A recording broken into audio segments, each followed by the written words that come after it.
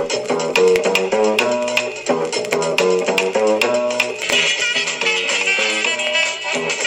sweat the technique.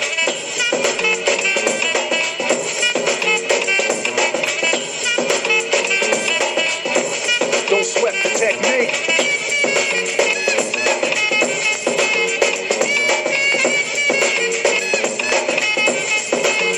Let's trace the hits and check the file. Let's see who bit to dissect the style. I flip the script so they can't get filed. At least not now. It'll take a while. Don't sweat the technique. With a mouthful of cereal. Man, that song is sick. What's up, everyone? What's up? How's it going? Well, hope everyone's been having a good week, because we're really looking forward to this podcast tonight. We start off with Eric B. and Rakim's classic, Don't Sweat the Technique, because this is going to be the Fighting Technique podcast. Is it really? Yes. And I am so professional right now, chewing on this, this I don't know what it is. It's delicious, though. It's from Trader Joe's, Vanilla Flakes. But, Rico, first of all, how you been? I had a long weekend, to be honest. But other than that, it wasn't so bad. I went home on Saturday, ran a few errands. I went shopping at Costco. Went to a party Saturday night. It got shut down by police, and then I had to take care of my friend who went to the ER that night because she had a panic attack. I won't disclose her name, but she's doing fine now. Man, Rico is an adventurous dude. You know, every time we start off these how's your week been thing, you always have a killer story. Something crazy to say? Yeah. How about you? How was your weekend? You know, the usual, busy, work, exercise. Really, the highlight of my weekend is the Friday night where we get to train. After that, I just gotta be a responsible guy. That's pretty good, though. Is it? Yes, it'll pay off in the end. Long-term goals. Yeah. All right, enough with that. So, what we want to talk about today is the element of sparring and fighting itself. And how we want to structure this is go from the broader scope of it to the nitty-gritty by the end. What I mean by that is, let's talk about, first of all, the concept of sparring and what it means to us. So I'll lead off. Well, to give a personal background, the first time I ever punched anyone was, when I was a kid, all that shit. But against someone with the intention of doing it in a competitive field was against John in the kickboxing club at the start of last semester around, right? Yeah. Yeah. And you walk into a sparring match thinking you're king shit, especially if you've had street fights before and you've been the winner or at least you've hurt the guy. But there's something about fighting a guy, coming into an environment where you're both prepared and ready, that what's about to happen is about to happen, and the other guy is trained. It's a different element. The element of surprise isn't really there anymore from the jump, and you really learn how vulnerable you are. And Rico, I'm going to talk like a lot like I always do, yeah. But I want us to both give our spiel about this. Okay. No question, let me cut off. Yeah. You've been in the street fight? You've been in a street fight before? Oh, no, I'm a good boy. Oh, okay. No, it's just like, all that. Okay. Let me find out you beating up people. No, but what I was saying is, you think from all your years of watching fights or watching cartoons of people fighting that when you get in there, you're gonna move just like them. You're gonna see all the punches just like them. It's like I compare it to learning how to drive before the road test in a parking lot, and then getting on the LIE the day before your test, which is the dumbest thing you can do. You're not gonna be ready for it, man.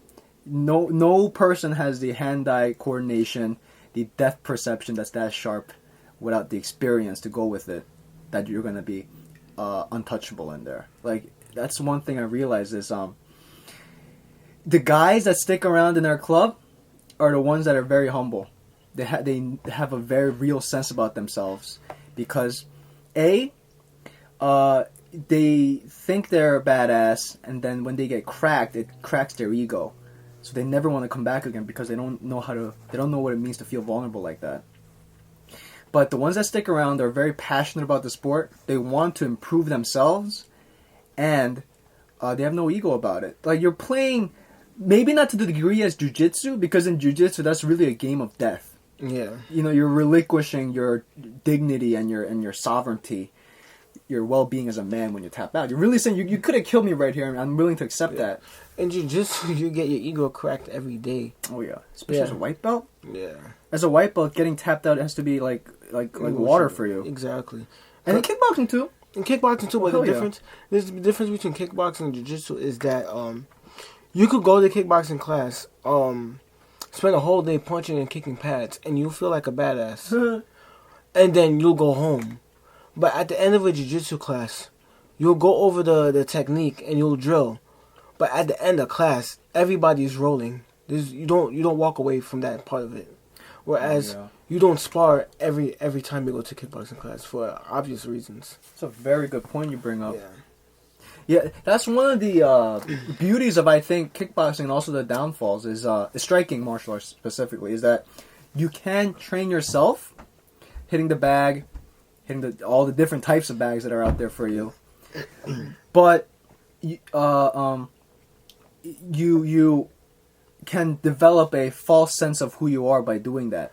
I heard a great quote I included this in the article I put out this summer regarding the concept of why anyone should bother fighting. It was a blog with the Bruce Lee cover. It was a boxer trainer by the name of Light Burley, and he said that boxing builds a lot of fire in you because you're always in the gym hitting something. You're hitting mitts, you're hitting bags, you're hitting men. And when you don't have some sort of water type of activity to soothe that fire, then you can get into your fight real quick and get your ass whooped. And that's true. Like these targets you're hitting, like I thought coming to that sparring match with John the first time that I'm gonna literally transpose what I do on an inanimate object, on a human being, because I'm that much of a bad motherfucker, right? But this sounds very cliche. The bag doesn't hit you back. It sounds so cliche, but it really doesn't. And Rico touched on something interesting in that in jiu-jitsu, it's really a team sport. Like, you can't be your own man and learn how to do jiu-jitsu. You really need someone there with you. Exactly. You can learn tutorials on the web and such, like how to put... But the concept of jiu-jitsu is manipulating your body in respect to another person's. So you need a partner there, even a dummy. But a dummy's not going to get you what you need. But in sparring, you can... I mean, in kickboxing, you can shadow box, you can work on your... So that's one of the beauties of it. Jiu-jitsu's like soccer. Kickboxing's like basketball. You know what I'm saying? Kind of like that. So, and by the way, you know how I said like we should give each other our individual spiel and everyone, just shut the fuck up? That's not good. That's like both, like, if you want to jump in, jump in. Yeah, right? definitely. Because I'm gonna keep on fucking talking. It's okay. So you have anything else to add to it? I'll try to think of something as far as like the broader scope goes. I actually have a question for you. Like, what do you think? How do you think sparring has helped you, and what is it to you? Is it like, do you see it as an opportunity other than improving? Like, do you see it as an opportunity to like just kick some ass? Because some people think sparring is like an opportunity to just go there and just like beat the other person without any opportunity to learn, which I will talk upon after you answer the question. I think sparring is the purest form of self-perfection. Like, you can try to work on your jump shot, free throws every single week, every day, whatever. But that's not something you necessarily carry around with you. You need a ball. You need a court and a hoop to make that something that's a part of you, I think. Yeah. But fighting, that's literally innately ingrained in your DNA. You carry around your fists and your hands everywhere you go. Fighting's practical. It's not a game. It's a life tool. I look at fighting just as I look at swimming. I don't look at swimming really as a recreational activity as much as I do something that I think every kid should learn when they're young. I mean, what I'm trying to say is that I think people, men and women, should learn how to fight just like how they learn how to swim. Exactly. That's what I was trying to say. Because it's a form of self-perfection, self-criticism, and also a confidence booster, man. It really is. And you never want to have overconfidence, but it lets you know that whole idea of I don't have to start fights because I know I have nothing to prove anymore. So, how about you? What does it mean to you? Definitely everything that you said, but also for me, I see sparring as a way of expressing myself and just like releasing energy. No. Yeah, I really do love to spar, and it's a step lower than beating somebody up. You know what I'm saying? And you could use it as an opportunity to release energy, prove to yourself that in case something really happens to you, you can defend yourself. Right. In sparring, and that's one of the reasons I like to spar. And it's also like playing a sport to me. It's like some people play basketball, right? Some people play soccer. I just happen to spar, and unfortunately, not a lot of people see that as a sport. But I mean, That's a great point. yeah, Like, you go to the rec center on campus, and you don't see guys like with their gym shorts like sparring each other. Like they don't approach it the same way they do a pickup game. yeah. It's not like it's not like, how would I say, like a town activity. It's not like a communal activity. You know what I'm saying? Yeah. It's like what fighting used to be was reserved for the warrior class. This sounds like an affliction t-shirt right now. But fighting was reserved for a certain group of people in every society. It wasn't something for the masses. Yeah, It was, in some cultures, it was actually forbidden to teach to the masses, because then what would the point of having this caste system? True. It was a sign of in some cases, a higher status, royalty. But you're right. And when they get a glimpse of two people sparring, when outsiders, they see two people sparring, I think especially in this culture, and certainly I can speak from Long Island, it's like an alien thing for them. You know what I'm saying? That's another great thing that sparring helps you with. It puts you right into that fire of reality. What combat is, grasping that in your head and how to deal with it. I think right now we live in a very soft, nurtured culture, where it's all about babysitters and daycare centers. When I was growing up, I think we're like the last generation where we learned by falling. We learned by taking a few swigs of water while we're swimming. But like, still, kids nowadays, man, they look at fighting as like a blood sport and as a bunch of an activity for degenerates. It's not. Mm-hmm. And when I see someone who has that approach and has avoided fighting and conflict their whole life, and guess what, man? You can be the nicest guy on the planet, but trouble finds you. Exactly. It really does, and it's not nothing on you. It can be a pickpocketer. It can be someone trying to just mess with you who's drunk. Probably the most common thing is that. It's a drunk asshole in the bar messing with your girlfriend or with your friends. And what do? Well, hopefully you have the martial arts, really not even to have to use it, but to diffuse the situation. Most people would just stand there with their eyes crossed. Oh, so many segues. Yeah, I know, but that's the point of this. Yeah. The broader scope is to segue. And Yeah. So this Wednesday, because your Wednesday is your busy day. I ran the class, but not a lot of people showed up this past Wednesday for kickboxing. And I have a friend. He's not my friend. I mean, he is my friend now. Let me not say it like that. He's a recent friend, right? I'll just say this: he's brolic, and he's on the rugby team, and he has a lot of aggression, right? So one day I had him over with him and John, and they were playing FIFA, soccer on the Xbox, and I don't know how the conversation came up, but then it somehow came up where I do kickboxing, and he didn't know that. So it's funny because he's brolic and he's very muscular and ripped, and he's taller than me. But on Wednesday I found out I weigh more than him. oh, Yeah, even though he looks bigger than me. So he was sitting, being aggressive, playing his FIFA with John, and then I told him that I kickbox, and then he goes, "Oh, you kickbox? Oh, you have hands?" And then he goes, "I wouldn't have thought that. I mean, I think you could defend yourself, but I didn't think, you had hands, right?" And then he goes, "Do you have any gloves here?" And I go, "I only have one pair of gloves and another half," because Jeremy had one glove in his bag. right. So I told him, "I can't do anything now. Why don't you just go to kickboxing tomorrow?"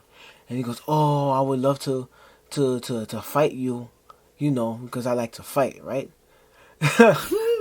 So I told him, just come to class tomorrow, we go over some drills and then maybe we could spar, right? No, this guy wants to fight. So it was on Tuesday. Wednesday comes along, right? And then we're doing the drills. And he's bigger than me, right? Hmm. I know he's on the rugby team. I know you have to be aggressive to be on the rugby team. Oh, yeah. So in the back of my head is like, okay, so this guy's going to spar me. I might get my ass handed to me, right? Mason came that Right. Wednesday. So we did some warm-ups. I did jump roping. Then we do some punching drills. The basic jab cross. Yeah. He's right-handed. Starts jabbing with his right hand. And his form was off. So, okay, I'm like, okay, I'll be fine. I will be fine if I spar him, right? Yeah. We did some defensive moves against high kicks, which I'll talk about later. And we did some other stuff. And then the conversation came, okay, where's the gloves? Where's the headgear? I want to fight, right? I told him spar. And I told him this is a kickboxing class. I don't box, right? So he keeps on insisting, oh, I don't know anything about kickboxing. You don't have any shin guards, because I only had mine and he didn't have his. Right. But he found every excuse not to kickbox with me, but to box, right? Mason was there. Mason's watching. Mason loves boxing. And I can box, but I'm not a boxer. So after a bunch of persuasion and convincing, I said, okay, fuck it. I'll box him, right? Without any headgear. Oh. Because you weren't there, and Jeremy wasn't there at all. So we had a pair. We had gloves. I had Mason's gloves, and he had my gloves. So this guy, thinking he's gonna knock my head off, right? We go at it. We had 2 rounds. First round, I don't attack. I found out. You know how I spar, right? Yes. So I stay there and I wait for him to move, right? Start swinging at me. I don't remember much what happened in the first round, but all I remember is him hitting me as hard as he possibly. Oh my God. It was a fight. Mason has the video of the second round, right?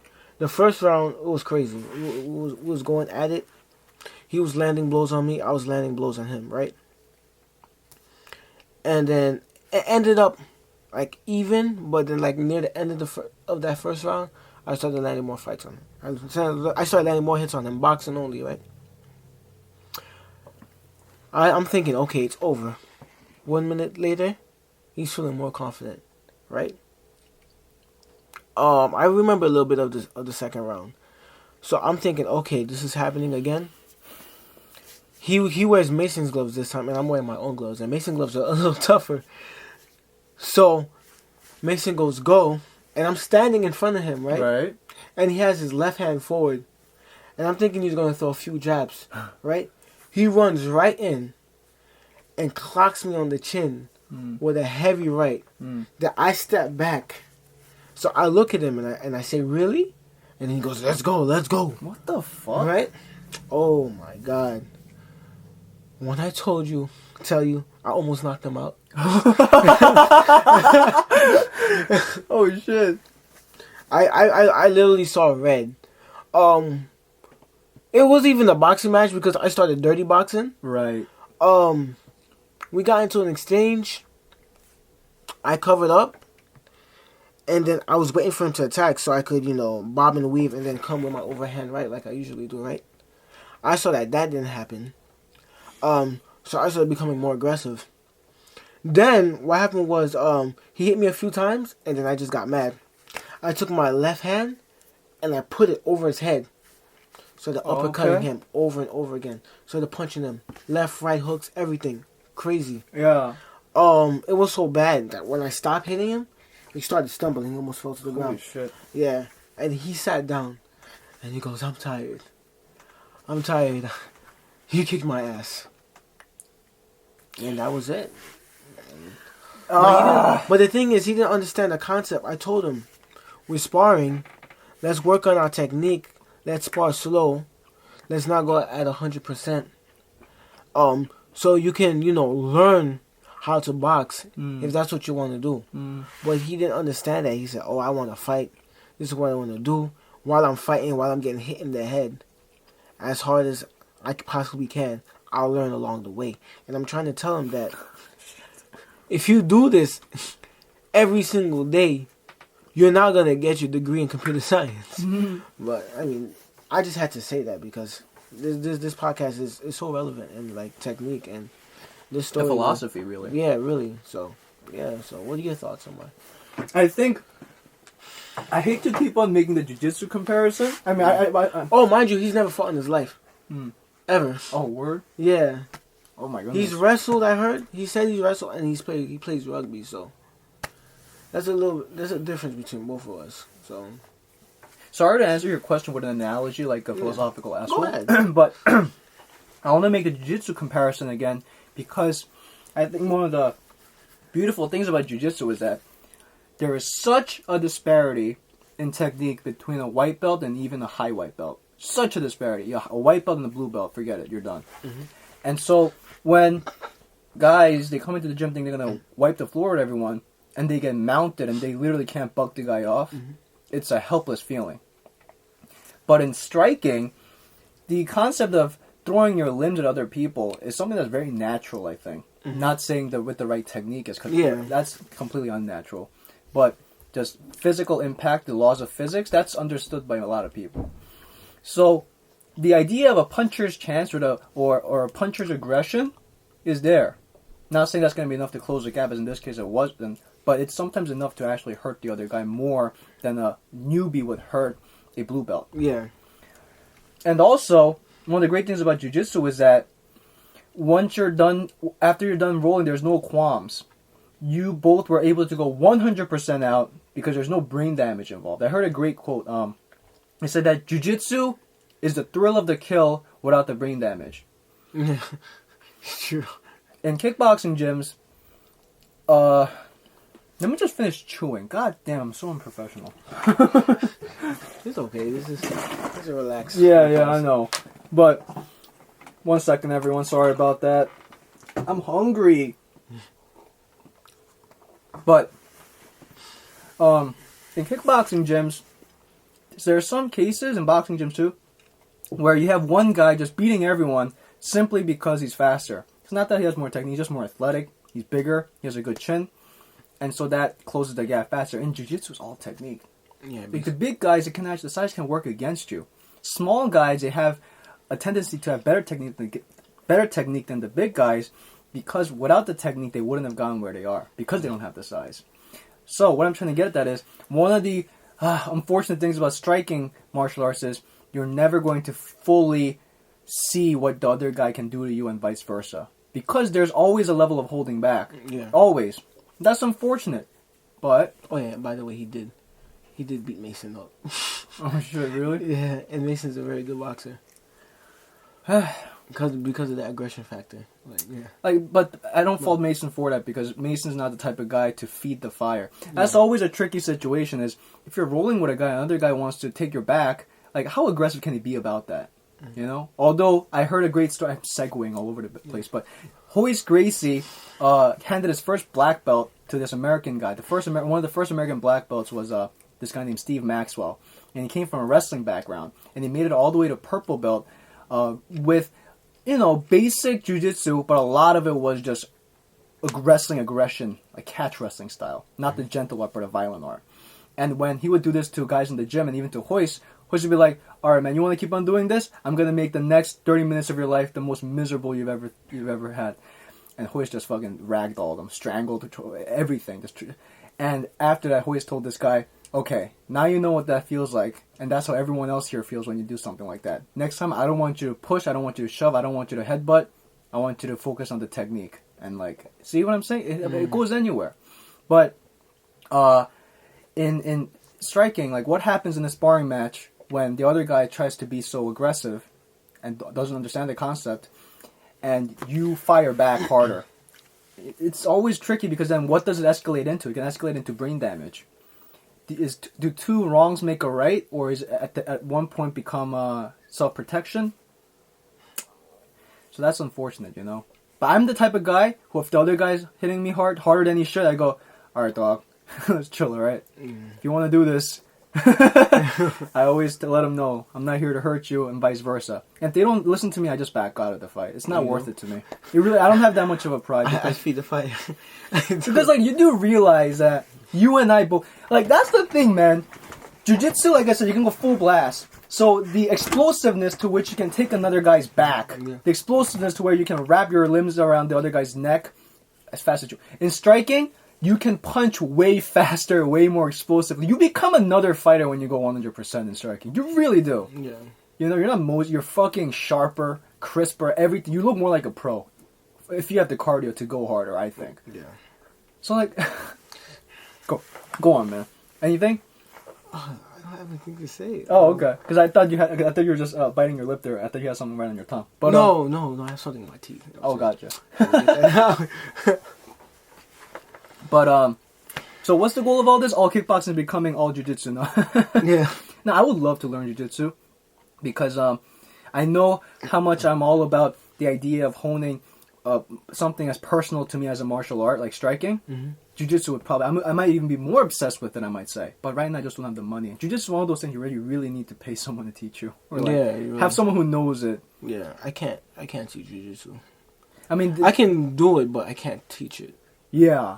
There's online academies like the Gracie Academy. They have these great tutorials online. But you need somebody, I'm assuming. Yeah, true. Exactly. You know, like a really close bro who's like, you know, no homo about like every day.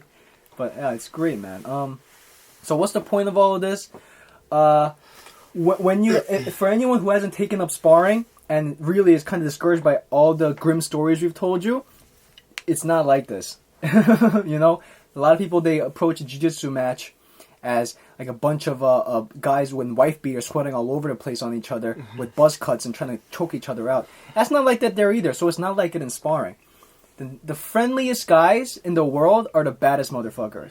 Like the true killers are the sweethearts of the world, like David Curia. He's like the nicest guy. He'll fucking destroy you. Cain Velasquez, very, he's very calm. To me, Cain, he looks like a bad motherfucker, but he's like the last guy to start a fight to me. Yeah. You know what I'm saying? It's like this. Like I have two dogs, right? And one's a Dachshund and one's a Jack Russell Terrier. And when they walk down the street and they see a big Great Dane, they start barking all over the place because they're insecure. They're projecting their self-defense mechanism as an offense. And you know what the Great Dane does? He just literally just gives him the cold shoulder and starts walking away. Exactly. It's the same concept. So that's what's great about it, is that it really lets you know that you don't need to be fighting and be on the bottom level with everyone else who's insecure. So go spar, and when you do it, please. Now we're delving more into this is good. We're segueing into like the more technique side of it. Rico talked about the concept of sparring lightly. We have a great friend of ours named Jeremy on the kickboxing club, and he's all about sparring lightly. And a lot of times with even no gear, no gloves, no guards, no headgear. That way, it not only encourages you to spar lightly because you're less protected, but then it also allows you to work in a vacuum. Now, to elaborate what that means is, when you spar with gear, the whole point of sparring with gear is to allow both partners to throw harder, to simulate a fight more. But in doing so, you put yourself in the mode of tension where you can't experiment. Because you go back to your animal instinct, what got you there. And when you work in a vacuum without gear, and you can experiment, that's when the true new techniques start coming out. That's when you start to refurbish techniques that you've been working on. Rico? Yeah, that's definitely true. Jeremy, when he has the gear on and the gloves, oh my god. Yeah. He stopped me. Did you know that? I missed it. Oh, he's dropped me a few times in... Word? He's dropped me twice, I think.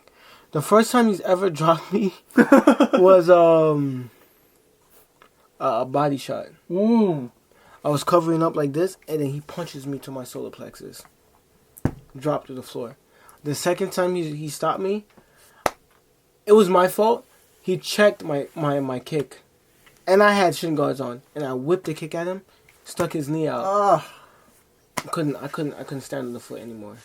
So yeah, Jeremy is all about technique. It's very important to spar without gear and just like focus on these techniques, because once you keep drilling it becomes muscle memory, and hopefully what happens is when you really spar, and you really go at a higher volume, it starts to come out because you've done it so much.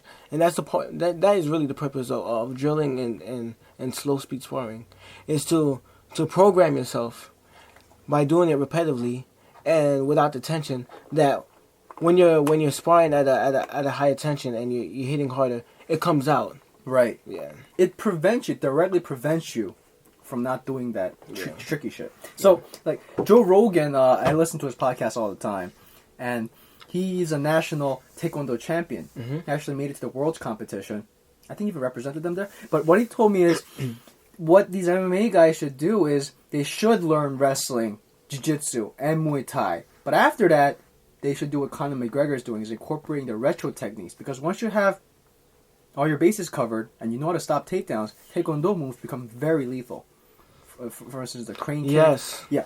And he told me the way to learn this is exactly how Taekwondo black belts learned it. And what he's saying is, I don't want you to take away from them what they messed up in, which is thinking that point fighting is going to be applicable in real fight. Thinking that thinking that leg kicks don't exist. Thinking that their hands are just as good as their feet. No. That's not what you take away from it. What you should do is their training approach, and that they go into these point fighting or Taekwondo tournaments, and literally all they're focused on is their kicks. That is the vacuum. The vacuum that allows you to be in a competitive environment where you just use your kicking techniques. And once you develop those skills and you have everything else covered, then you realize, oh shit, if I sprawl right here and then I come up with a hook kick, I can totally do that. Or if I know how to flick my jab out there and get in range with my hook kick. See what I'm saying? Exactly. It just becomes so logical. Like, you have the techniques already built in you. Now it's about using all the other more practical moves to be in a position to let those techniques flourish and land like they used to in your Taekwondo tournament. And Taekwondo tournaments, an axe kick's an axe kick. Doesn't matter. Mm-hmm. That's the idea. So, and Jeremy, he comes from karate. Not karate. Yeah, karate. Yeah, a former karate. A former karate, yeah. I forget. Yeah. Yeah, it's karate. Yeah, Jeremy is an interesting guy because he embodies what I just said, is that he's not strict karate. And I asked him how would he define his fighting style. He said he tries to take a piece out of everything. And that's what makes him so formidable. And another perfect example of a guy who, if you ran into him, is a fucking sweetheart. Like, Jeremy's like one of the nicest people I know. Yeah, he's a very nice guy. He's one of the nicest people I know. And he doesn't look like he doesn't look like a killer, but oh my goodness. If you mess with that guy, oh my goodness. He'll fucking rip your balls out. And that's the thing, man. I think the coolest part about martial arts is that the coolest martial arts to me are the guys who look like the average Joe. You know, like what you were saying about glory kickboxers. And yeah, exactly. Anderson Silva looks like average Joe. Exactly. He's tall, but trust me, there's like Melvin Manhoef's a guy who's not an average Joe. Yeah, especially that's both worlds, I guess. Yeah. But so take up sparring, people. It'll change your life. It really will. If you're a bad person, it will shine a mirror to your face. If you're a good person, it'll realize, okay, I found it. And also the community aspect of it. We didn't talk about that, really. Yeah. Like, it's such a bonding experience. You know, I gotta stop talking. You got something about that? Because I can always talk about that. Yeah. I mean, yeah. Sparring with your friends, it's definitely a bonding experience. Only for people who don't have egos. People with egos usually don't last long in such communities, I think. Such people, they go there and then they thinking they're gonna beat everybody's ass, and then when they get their ego checked, they just stop showing up. Yeah. But those people who come to spar and come to learn, they're there to test their limits. But at the end of the day, they're all friends, and they're not here to put each other down. So yeah, sparring is definitely like one of the best bonding things you can do. You know, as a kid watching the UFC, at first I thought it was a little not crazy of them to do this, but a little interesting how two guys in a cage who, after beating the piss out of each other, would smile with blood running down their face and like give each other hugs and high fives. Yeah. And when I first saw it, I thought it was a cool thing. I thought it was sportsmanship, but I never really understood where it came from, really. I never really understood how much of it was genuine, how much of it was maybe even more posturing, like, oh, you didn't hurt me, I'm good. Well, it's very genuine. It's very genuine. It's interesting, man. Like, if both guys engaged in a sparring match are very mentally secure, they don't have any insecurity, and they go at it, afterwards you become more appreciative of another man, of the other man. of another man. And to quote the great Tyler Durden, how much do you know about yourself if you've never been in a fight? Exactly. And you really can't know anyone more than you would after fighting them. And I'm not talking about like a screaming match on the phone. That means nothing. The reason why Rico and we've stuck with all kickboxing this long is because I don't even have to say this, but subconsciously we developed a contract in our heads that we're going to be all kickboxing partners before we even had it really rolling, because we knew what we were both made of. Yeah. We knew that we were persistent, that we have loyalty, and there aren't business partners. Steve Jobs didn't do this with Wozniak. There aren't a lot of business partners who ever sparred one another, and they had a venture together. That's very unique about us, I think. That separates that's us. cool. We tested each other's mettle, and we know each other more intimately than a lot of other people who started a business together. Like a lot of blog sites on the internet, as much as I check them out, a lot of the writers, I don't think they really ever come into contact with each other that much, Probably not. Let alone combat. So that's the thing, I think I'm just rehashing a lot of things, but another angle to this sparring thing is like the personality side of it. Now, I think this is philosophical too. Okay, let's go in a little slower, deeper. So we're talking about the training in a vacuum, right? Mm-hmm. That's good techniques for it. Okay, let's stick with that. All right. So no gear, no pads, no nothing. And what this allows you to do is forces you to be way more economical with your strikes, way more defensive oriented, and also accurate. Because these gloves you're wearing, especially the ones that you should be using for sparring, which are over, I say 12 ounces, 12 ounces minimum, I use 14. And they feel like 14. Those Everlast gloves are so whack, man. They look like I'm punching with, if they feel like pillows on my hands. They don't feel like gloves. You can have gloves that fit like your hand, like they're gloves, but still have the padding. I gotta get new ones. I'm thinking about getting the Venom joints. I think your the wrist part is deteriorating also. So it's terrible. Shout out to all the other companies other than Everlast. No, Everlast is good, but you gotta get like the high top of the end stuff to get the good cream of the crop shit. Oh, and also people, make sure before you spar to have all the necessary gear. Please. Cups. Oh, yeah. Mouth guard, too. Yeah. And we're talking about sparring no gear. If you're going to do that, fine. But if you're ever going to go at it for real, you got to have the proper equipment and the equipment that fits you. Mm-hmm. You have no idea. It's like trying to do a marathon with a pebble in your shoe. It's please don't do that. It makes it a less productive exercise. But okay. No gear sparring. Like these big gloves I was talking about, like especially my Everlast joints, they give you so much shielding around your face. It's like a giant fucking like airbag. And when you're going barefisted, you see all the openings, and you're forced to be way more careful. And I think it builds more tech. Jeremy told me how in his dojo, how they will never train with gear, never. And karate masters, in their sparring match, in their competitions, that they don't use gear, right? Yeah, I know. No punches to the face, but it's all chest, all kicks. Really, it's brutal. It really is. Those head kicks are disgusting. Yeah, head kicks are the rolling thunder kick. Very disgusting. So what does that mean? Training without gear doesn't make you less of a fighter. It can actually make you more of a fighter. It's just I prefer sparring with gear sometimes because it just allows you to punch the other guy in the face. Yeah. And it puts you in a situation where you have to protect your face. Mm-hmm. Where I've gotten to the habit, in my gym at ITC, where I would spar a lot without punches to the face. That comes the situation where I have to hit the person in the face. I'm still sparring as though I'm not gonna get hit in the face, and I will keep my hands low and my guard low. And then I have to remind myself, I have to keep my hands up to defend myself. Right. Yeah. Exactly. That's why I kind of like sparring with gear. Yeah. And allowing hit in the face a little bit more than sparring no gear. I'll definitely do it without gear from time to time, but I always want to remind myself, hey, I'm getting into something that involves getting hit in the face. So. Oh yeah. Yeah. Yeah. Going back to the whole idea of you checking your reality, right? Mm-hmm. Like in a real fight, no guy's not gonna try to throw slap happy hands on your face. Exactly. And there's always a drawback to anything. And with sparring no gear is that, yeah, you're right. It might make you feel too comfortable in there. Because the concept of no gear sparring is you can land leg kicks, body kicks, shot to anywhere neck down. Mm-hmm. Not hard, but you can land those. But to the face, you always pull back. You never land. You're always like an inch or two away from your opponent's face, making a fist.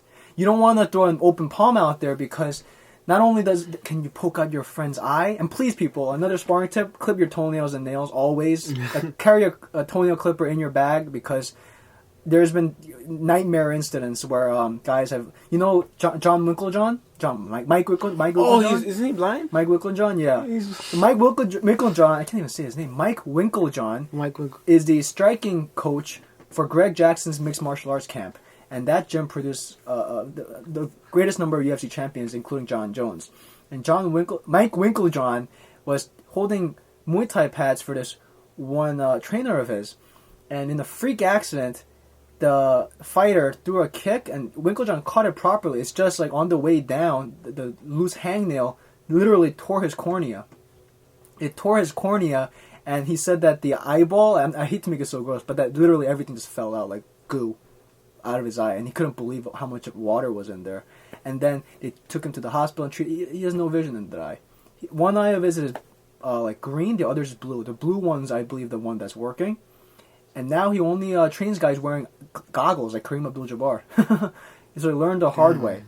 And to hear a guy who was once a pro kickboxer and now one of the greatest striking coaches in the world say, you got to clip your toenails, it's tragic what happened to him. So please clip your toenails. Not to put the fear of God in you like that, but yeah, it's very important. You owe it to your friend and to yourself. And also, when you're hurt or when you're sick, obviously, don't do it. Yeah, definitely don't. Please don't do that. Like, pushing yourself is, I think in this day and age, something that's rewarded. Like, through a lot of YouTube clips where guys are like, fucking push it, and they're testing their limits, whether it's in pop culture. The idea of pushing your physical capabilities is like very glorified these days. But it can be very detrimental. Very detrimental. Train smart, not hard. I'd rather train smart than hard. I was sick for a week because I pushed myself too much. Oh my god! Like your immune system dropped? Yes. Oh my god! I was already sick and tired and not sleeping, and then at that point I was doing jiu-jitsu and Muay Thai, and I went to jiu-jitsu first, then went to Muay Thai. When I got home that following week, sick, couldn't go. Yeah. Because I was already tired, and I'm rolling, and they're kicking my ass and rolling. Then go over to Muay Thai, which is much more. It's like what we do, but it's at a faster pace. There's less breaks. You'll have like a 30-second break, but we're doing drills back and forth. There's no rest, and you do this for an hour straight. So I was just tired. That's crazy. The thing, your body was so exhausted that your immune system dropped with it. Yeah. This the Hoist Gracie story I told you? Hoist ragdolled the Steve Maxwell guy so hard that he got sick the next week. Like he wore him out that badly that he got a flu the next week. That's crazy, right? But so anything else you want to talk about the no gear sparring other than that it's the shit? Pull back your punches, make a fist, but stop always ahead. That allows you to understand really what it feels like to have bare fists in front of your opponent's face, how to angle your wrist properly to where it's straight and not crooked so you don't break your wrist if you land bare knuckle, which is a very common thing to happen. Like, your hand is not meant to withstand the amount of impact that you can deliver with a punch, especially if you're trained. One of the reasons why Floyd Mayweather, George Petrosian, these guys break their hands all the time, because genetically they don't have big mitts like George Foreman, but they punch harder than their body can withstand. Which is bad. That's a badass concept. Like I can hit harder than I. But if you know how to angle your wrist on a straight line, and then tuck your knuckles down to catch it with your second and third, you won't break your hands. Something that Mike Tyson had a problem with. He broke his hands all the time in street fights. Oh. Mike motherfucking Tyson broke his hands because he was used to punching with gloves, and punching no gear not only develops endurance in your wrist muscles, but also how to angle them properly. Aside. A couple days ago, I was reading an article on bare knuckle boxing. Oh yeah, yeah, and they said that bare knuckle boxing is not nearly as dangerous as regular boxing. Oh yeah. They said that I don't know if it's true, but out of many of the recorded bare knuckle sanctioned bare knuckle, I think it's sanctioned somewhere. But out of in England and stuff. Yeah. Out of the many documented bare knuckle boxing matches, there hasn't really been a fatality, as opposed to for regular boxing as we know today. There's like an average of like 4 people dying a year from just regular boxing, due to the fact that your hands can break in a bare knuckle boxing match, and they focus more on body shots as opposed to hitting the hard parts of the head. And also you don't get hit. You do get hit, but you can't repeatedly hit the person because you don't have gloves protecting your hands, and the person's brain is not getting rocked every single day. So that's an aside that I wanted to say. Yeah, no, that's not. It's a great point. I completely agree that gloves are a weapon. Boxing gloves, those are a weapon because it literally allows you to throw harder than you should be able to. And back in the olden days of boxing, you know what boxing gloves are made of? They were made out of horsehair. So it was horsehair with a thin layer of leather. Ooh. And when that would get wet from sweat, it would just get even harder and coarser. And these guys would duke it out with that. Boxing gloves are a weapon. And they've become, I guess, a bit softer and more cushioned now. But still, you can hit way harder. And those little Mexican gloves that Pacquiao and Marquez are wearing, those aren't that big, man. You think boxing gloves are these giant, like, sock'em rock... What do you call those things? Bop'em? Yeah, it's not. Like 10-ounce gloves are pretty small, gigantic compared to the UFC's 4-ounce baby gloves, but it's a weapon, dude. So I also agree that bare knuckle boxing gets a bad rap because it's bare knuckle. Like that, to people's eyes, that becomes like a blood sport immediately. Yeah, but you're right. There has to be less damage done because of that. I'm not gonna punch you in the middle of your dome. Yeah, that's just all skull. And in boxing, guys have broken hands by punching other guys' noggins before with gloves. You know that's a defense technique? Oh, yeah? Yeah. Really? Okay. I've read it somewhere, like, if somebody throws a straight, you put your head forward. I can imagine. Yeah. With bare knuckle? Yeah, with bare knuckle. You probably won't feel that much. No. On this, like, the pointy part right here of the top of your head. So, but, you know, that's really one of the... I mean, I'm not sure if it'll ever be legal. Like, there's this one promotion... in England that this guy's trying to make popular and like legit now, but we'll see.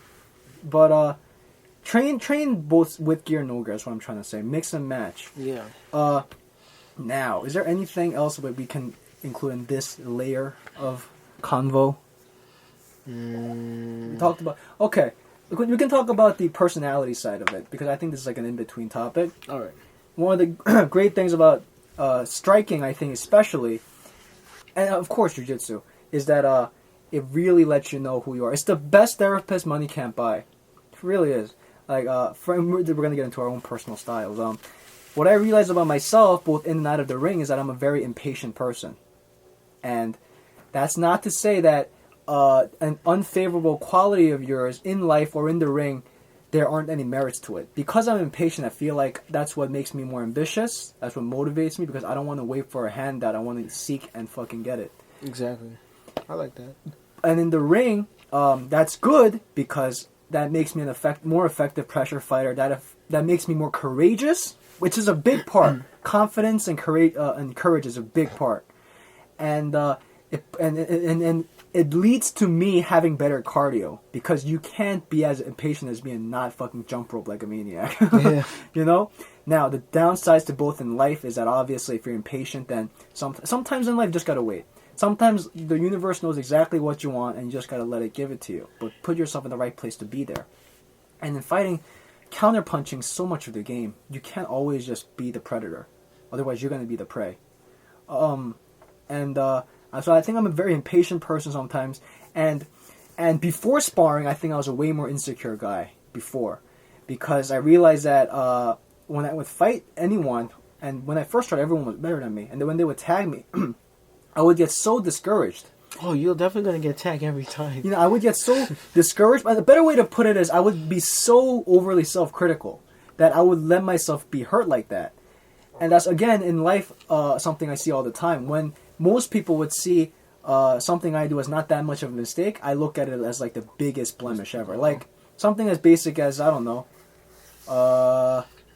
not 1 minute late, something. You know what I'm saying? Like I'm always on time, but that one time I'm not, when other people won't even think about it, to me that's like terrible.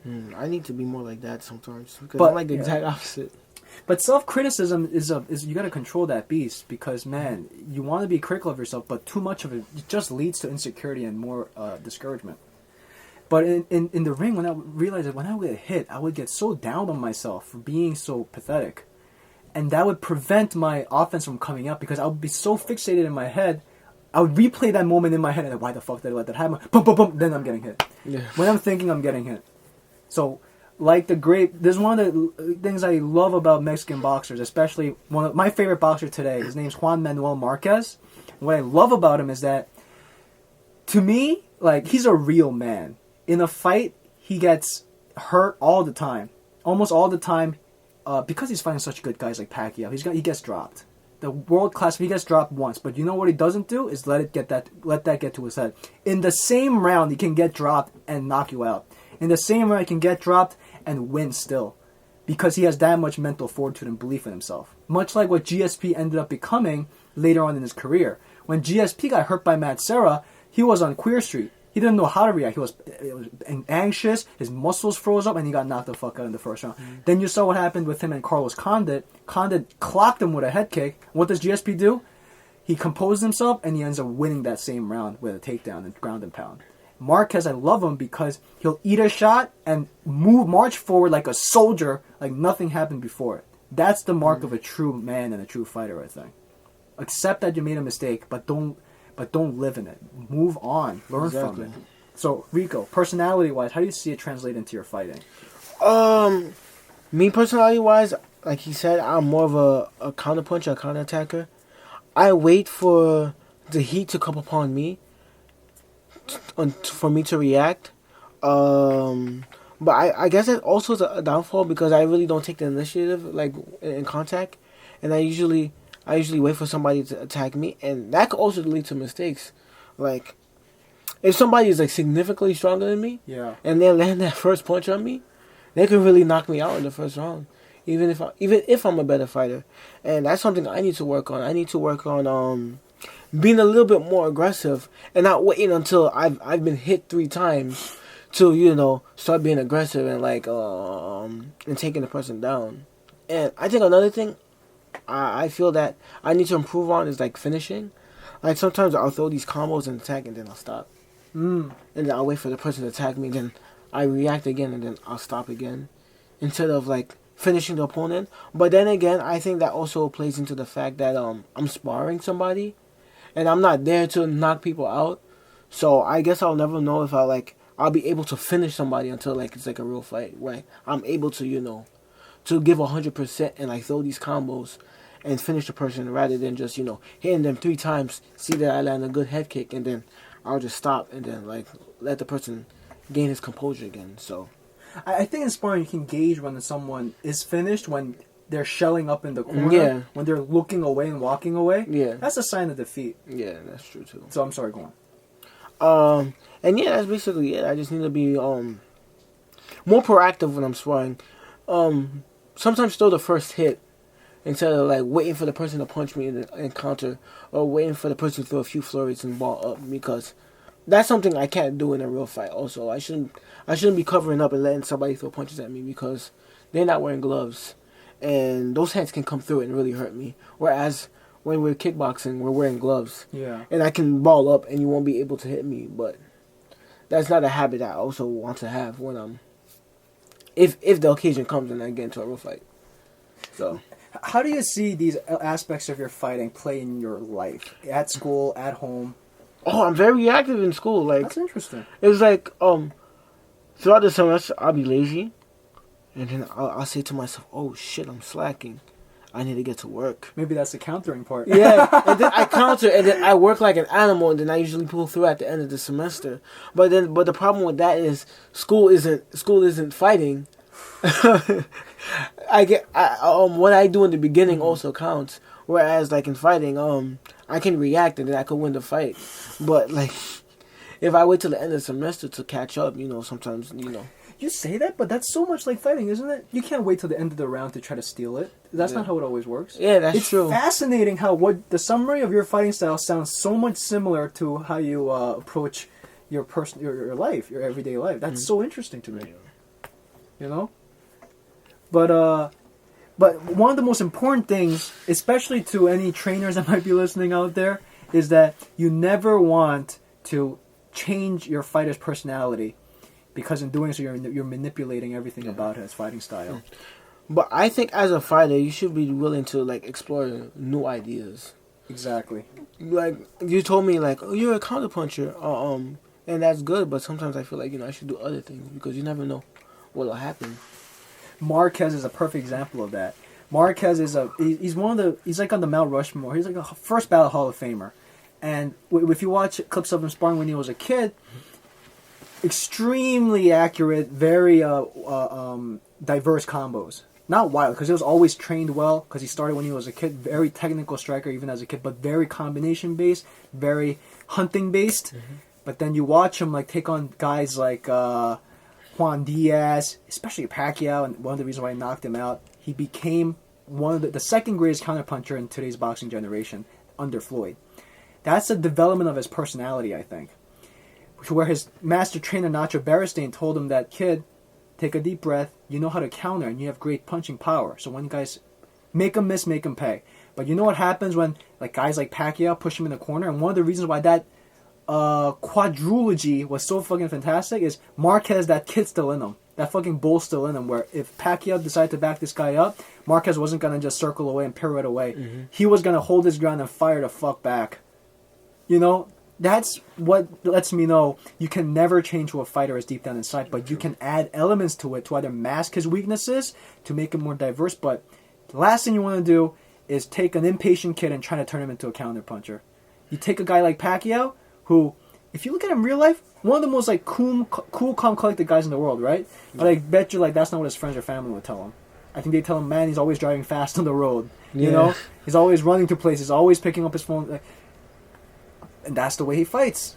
Freddie Roach has tried to change that. Not change it. Freddie Roach has tried to polish it by making that wild style into more of a boxing form, and at the same time, Pacquiao's throwing 5 punch combinations with the same rear hand. But it's all boxing tech. So you know what I'm saying? It's so interesting how the real trainers know their fighters like they're their son or their daughter, and they really try to work on that, you know? And you got to know who you are, man. And trust me, you're never going to really know who you are really yourself until you get into a fight. You really won't. You really won't. And when you realize, oh my God, I cowered away, that'll eat at your head, dude. That really would. You know, and some guys, I see that. I watch Street Fights on YouTube all the time because I'm a fucking loser. So I watch Street Fights on YouTube all the time, and I don't understand how some guys, they get hurt and they just decide to forfeit. Like, they literally turn their back and walk away. Like, where the fuck does that come from? I don't know. Like, that to me is not I'm not trying to sound braggadocious, but to me, the idea of getting hurt and then, like, giving the T sign and walking away, that just doesn't register with me. That lets me know that person needs to get his fucking life together. Like, what are you doing, son? Like, either it becomes more about really having some level of courage and self-esteem about you, to not let another man do that to you. You know what I'm saying? Well, I see that all the time. Don't you see that too? Yeah. They're like, oh, I don't want any of this. Now, I'm not saying if the other guy's like built like fucking what's his face, the Old Spice guy. Oh yeah, yeah, Terry Crews. Okay, fine, you have an exception there. The purpose of sparring, like I said, is to avoid trouble. And I'm not. You should. If a guy has a gun or a knife against you, please give him everything, including your underwear. Please. And when he's not looking, kick him in the head. No, I'm joking. No, give him anything, and then you move on with your life. But sometimes he'll charge at you. Then what do you do? Exactly. Okay. So we talked about our personalities and approach to fighting. Now let's get to what goes down in the sparring match itself. Okay. Rico and I fighting in a nutshell is this: the stalker versus the counterpuncher who is not scared to hit the guy hard when he gets put in the corner. That's really in a nutshell. So in that case, you do kind of remind me of Marquez in that I do see the fire in Rico, and that when I try to bully him, he does not let me take it. I actually get more intimidated sparring Rico than I do other guys in the club because A, I know that he'll always make me pay at the end of my flurries. Rico, this is one of the best ways to win a fight. Maybe the key part of winning a fight is being the last guy to finish an exchange. It doesn't matter if it's a jab. Be the last guy to land that final shot. And Rico does that. So, if you think about it, if you're a guy who's trying to impose your will on another guy, and after your combination, you know that the other guy's going to hit you back, it discourages you from doing anything. Yeah. It makes you more tentative. It makes you choke your punches. Like, what I mean by that is pull your punches back. And what I realized about myself is that because Rico is a close friend of mine, because all the other guys are close friends of mine, I'm always holding back, maybe a little too much. In that, because I'm holding back too much, my technique comes out more sloppily. Like for instance, this Friday night, I did like a 1-2-3 head kick on Rico, but the 1-2-3 were really to blind him, and the head kick, and you shouldn't, I'm not encouraging people to do this, you shouldn't turn your hips over all the way, but I saw the clip of that on YouTube, and it looked like a fucking, like, it looked terrible. Like, The I head really... kick where I sweeped you? No. Or the one I blocked it? Both. Like, both, I, like, literally flung my leg up there, like I was doing, like a Rockettes kick, and I know how to throw a head kick properly with the hips turned over, I just didn't want to hurt my friend. But, then again, he didn't have gear, so maybe I should have done that. You know what I'm saying? I'm not making any excuses like I could have knocked you out, bitch! I could have knocked you out, bitch! If I had better headgear, then I would definitely wear it, but it's just Jeremy's headgear. It's like, I can't see. Yeah, I gotcha. I really, You like, gotta if you use- did yeah. that with the headgear, I probably wouldn't be able to see that leg coming up. Yeah, good point. You should get some new gear this Christmas. Yeah, I I'm should. thinking about getting new gloves. I have to get new gloves. So what's great about wearing gear is that the moment both of you are wearing gear, there's this secret agreement. There's a secret contract that, okay, you're cool with both of us attacking hard to the head, right? Okay, that's settled. Mm-hmm. So it's always best that both of you guys are on an even playing field as far as protection goes. That's why there's no misunderstanding. But what I'm trying to say is my style is I try my best to use angles, cut sharp angles. Let's just watch like what happened this fuck. Oh my god, I look terrible there. So I'm sorry guys. This is such an egotistical thing. We're watching ourselves spar and we're talking about it on our own podcast. Feel free to watch it. Please, yeah, it's on AKB All Kickboxing. I can't believe I didn't promote this yet. We have a YouTube channel, AKB All Kickboxing, and this is where we upload all of our technique videos, sparring clips, and even some of our story interviews and podcasts, certainly. So we're going to put on low volume, and it's just a few minutes long, so we're just going to talk over our most recent sparring match from 2 nights ago. Out for the camera. Alright, one. See how my guard is low? Yep.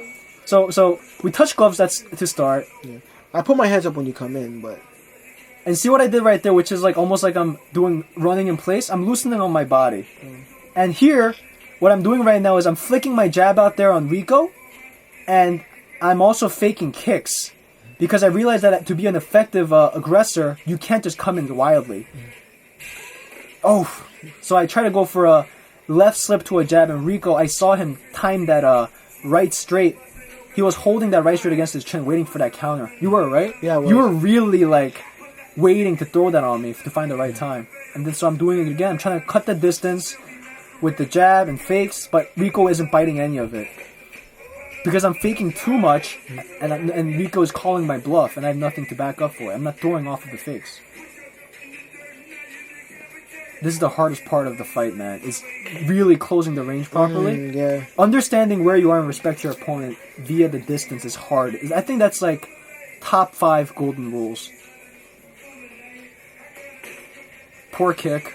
And then Rico just landed. Rico, you can talk about what you do. I'll talk about what I do. Okay. Oh, there's the head kick. See, I'll show you that kick again. And I choked it. I choked the kick because I didn't want to hurt my friend. So Rico right there just landed a right low kick. And after he finishes, he throws a jab off the same side of his body. I didn't expect that. And all through this fight, Rico is standing southpaw as a lefty. That's interesting. You really didn't change stances here.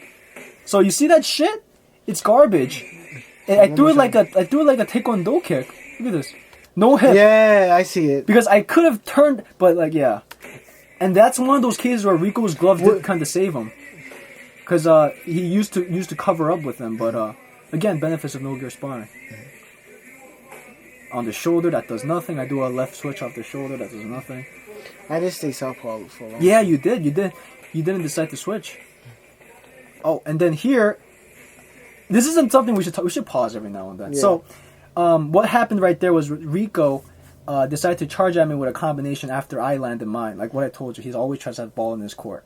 And in the place where we train, there's this concrete column that's in the middle of this padded mat area. And what do you think about that room?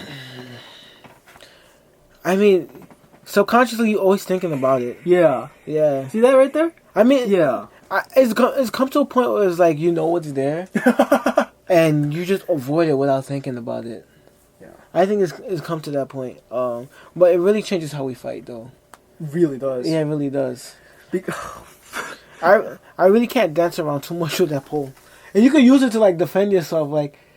Oh yeah. Yeah, like, so, like somebody's go behind it. You just go behind it As a shield. Yeah.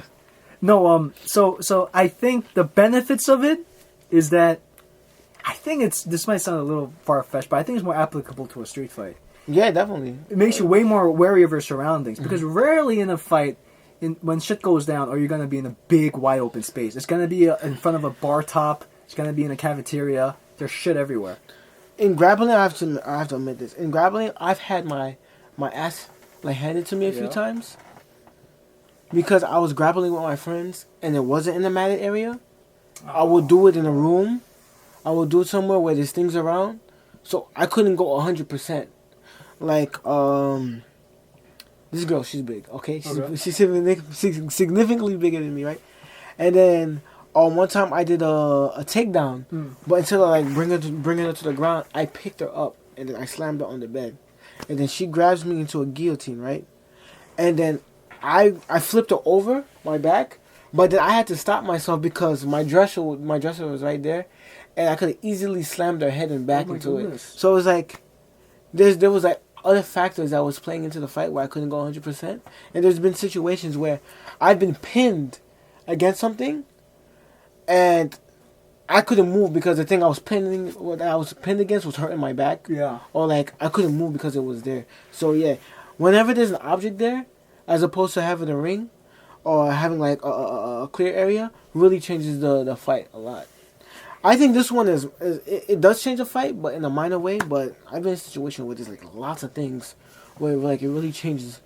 It changes how you fight, and you could like really trip over shit. Exactly. Yeah. Trip over shit. One of the great things about Muay Thai is that it emphasizes short movements. Mm-hmm. The punches in Muay Thai are thrown completely different than in boxing. Like a boxing punch is this, with full rotation of the hips and a swiveling of your shoulders and back muscle. Muay Thai crosses this.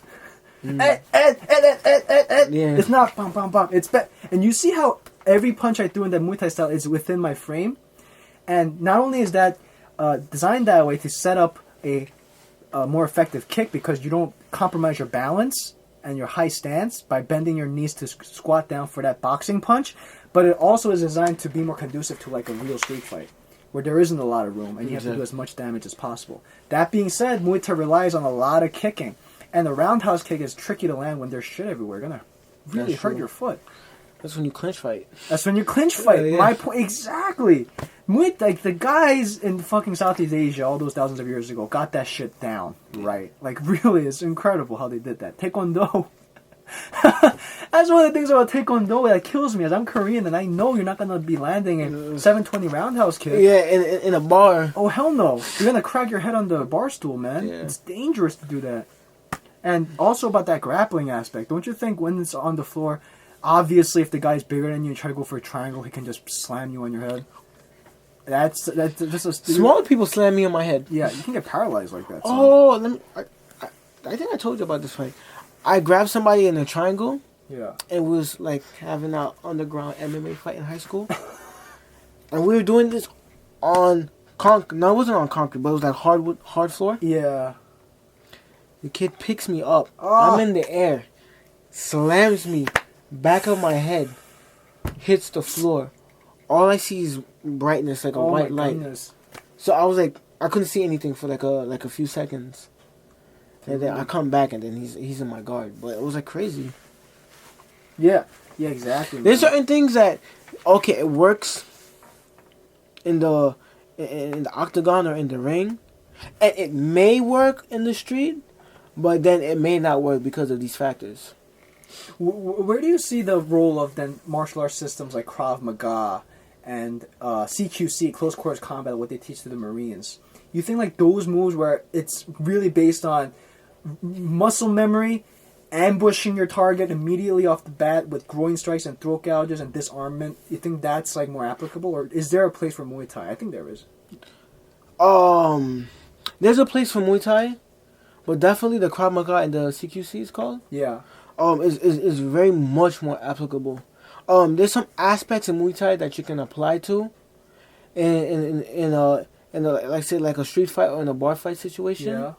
However, the Krav Maga and the CQC is more concentrated and it focuses solely on fighting in that kind of situation, and it goes vice versa. I mean, Krav Maga is not going to work so much in the octagon because both of you guys are coming into it that there's going to be a fight that's going to go down. Yeah, exactly. Yeah. And a lot of the moves in Krav Maga is illegal. You can't kick anybody in the groin in the octagon. Or bite or, yeah, you can't gouge people's eyes. So, and the fight will be short.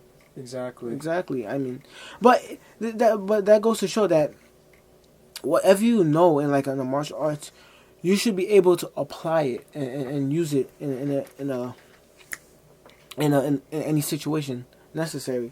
Like for example, I know Muay Thai. I know how to throw knees and elbows and stuff. I don't think that I'll ever be in a street fight with a army vet or with a specialized veteran. Kennedy. Kennedy. Exactly.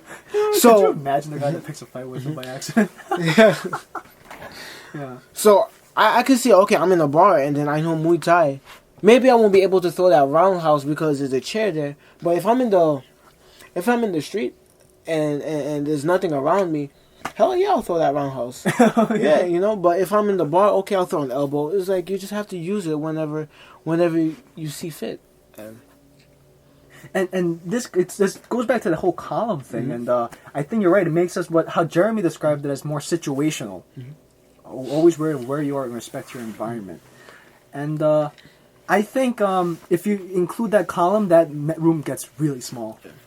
Then it essentially becomes 4 rectangles. Yeah, and you're really then only focused on linear movement against your target and like circling in a weird way to where you're almost making an oval shape around your target. Yeah. You know what I'm saying? Or you're just circling around the entire field, but then you're always going to meet back on one side. It's very strange.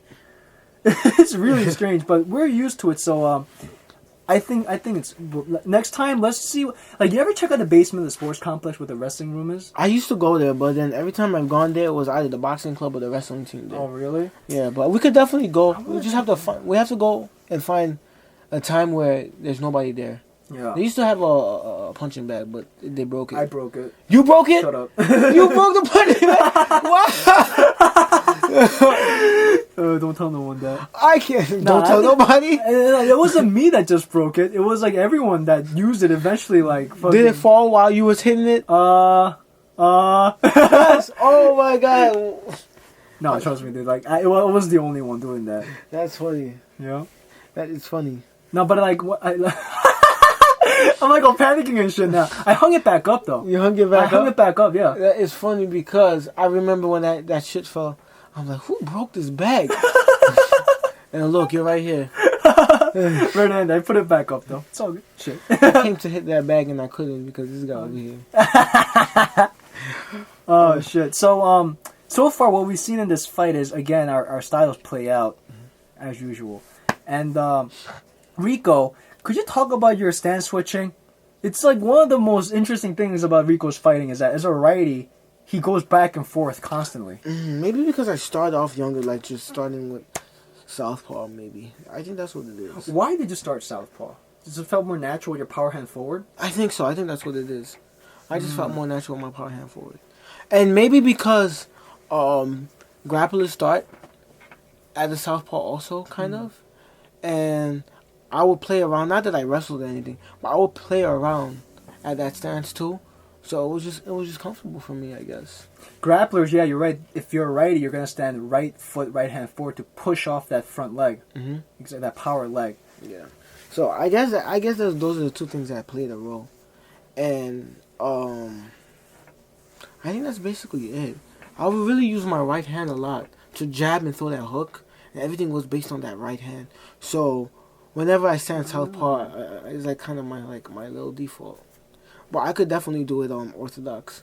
When I joined the gym and I started fighting sparring southpaw, they would tell me to go back to orthodox. You talked about this. Yeah, so- I think our first podcast back on campus. Yeah. Rico has a right hook from hell. Rico, that's his best punch. And I think it's because he trained out of southpaw. Man, I'm fucking panicking. What the hell is going on? There are some converted southpaws in boxing. What I mean by that is guys who are righty that stand with their right side forward like they would if they were a lefty. Miguel Cotto is a converted lefty in that instead of standing with his right side forward and his power left hand back, he stands the left side forward because he throws a murderous left hook and a stiff jab, one of the stiffest jabs. Now, the traditional idea is you keep your power hand back because then it allows you to really, they say, have two more effective weapons. The lead hand becomes a probing, distance gauging, distracting, setting up hand for the power right. But when you switch that up, then you're really left with only one weapon, that lead hand, which does everything now, power and setups. But can you argue with Miguel Cotto's success? Can you argue with even Mike Tyson to a degree success? Because Mike Tyson was ambidextrous and he would switch mid-combination. Can you argue with Oscar De La Hoya's success, who was a lefty who stood like an orthodox? No. So you should never impose rules on people. And I think when you stand and train southpaw as a righty and you go back and forth, you develop better dexterity in your power side punches. Which, this might sound a little silly, but a right hook for me is one of my worst punches. Oh, really? It's like one of my worst. I rarely throw it. Do you recognize it about me? I maybe throw like once every 2 weeks. It's that rare. Because to me, I look at that as a clumsy punch for myself. Because it's kind of clumsy when you throw a right hook. Oh, yeah. From orthodox. But I feel. But the way Rico throws it is way smoother. Like, Rico doesn't wind back on it, just lets it out there. Doesn't chamber it that hard, just pop, pop. And then when he does it off of the pivot and the stance switch, where now he goes from that righty stance with that right hand back, and then he pivots to where it's now his forward hand, and he immediately throws a right hook from that, it catches me off guard over my left shoulder. And what I mean by that is that right hook's clumsy if you're a righty fighter who's not used to throwing it, because in fact in some gyms it's discouraged from really being worked on, because it takes such a while for it to travel back from the rear to the forward, because there's such a big tell when you cock your shoulders back and you see when your opponent sees you flare your shoulders like that. And also because it makes you so vulnerable if you miss to counter shots, and if you miss, makes you so much tired. You notice that I don't drill it? The right hook? Yeah, I don't drill the right hook much. I can realize. There's always jab, cross, left hook. Yeah. Yeah. It's like, it's hard for me to drill, but I can do it. It's What do you mean, for you personally? Yeah, for me personally. Why? I don't know, it's like, maybe because they don't drill it on me also. So when I'm in the gym and they say, okay, jab, cross, left hook, I could do that so naturally. But then, like, to drill it, like, jab, cross, left hook, Right hook, it feels so weird. But then when I'm sparring and attacking, I can do it. This brings up a very interesting concept of fighting. It's that it's discouraged in amongst trainers and fighters to never make yourself exposed to being hurt, which is why I think you and I both feel like we're selling out as martial artists, as striking technicians when we throw a left hook, right hook. Because those are two circular punches, one after the other, making you completely exposed in the center line. But this is what I want to really emphasize, and what I've tried to incorporate into my style, is that when you fight, like, you don't want to get hurt with every punch. When everything's tight and compact and technical, sometimes that leads you to not being able to express yourself fully and hurt the other guy. Exactly. Like, okay, what's the purpose of someone telling you to jab, not chamber it back, but literally throw from your stance, tuck your chin under the shoulder, and then blade your body at the end of it? It's to prevent any punishment from happening after that. But in fact, if you do wind it back just a little bit. If you step in deeper, and then you throw more of a square jab, then it almost becomes a left straight, a left cross. Mm-hmm. But again, you're susceptible to more damage. It's always striking. In a nutshell, is risk management.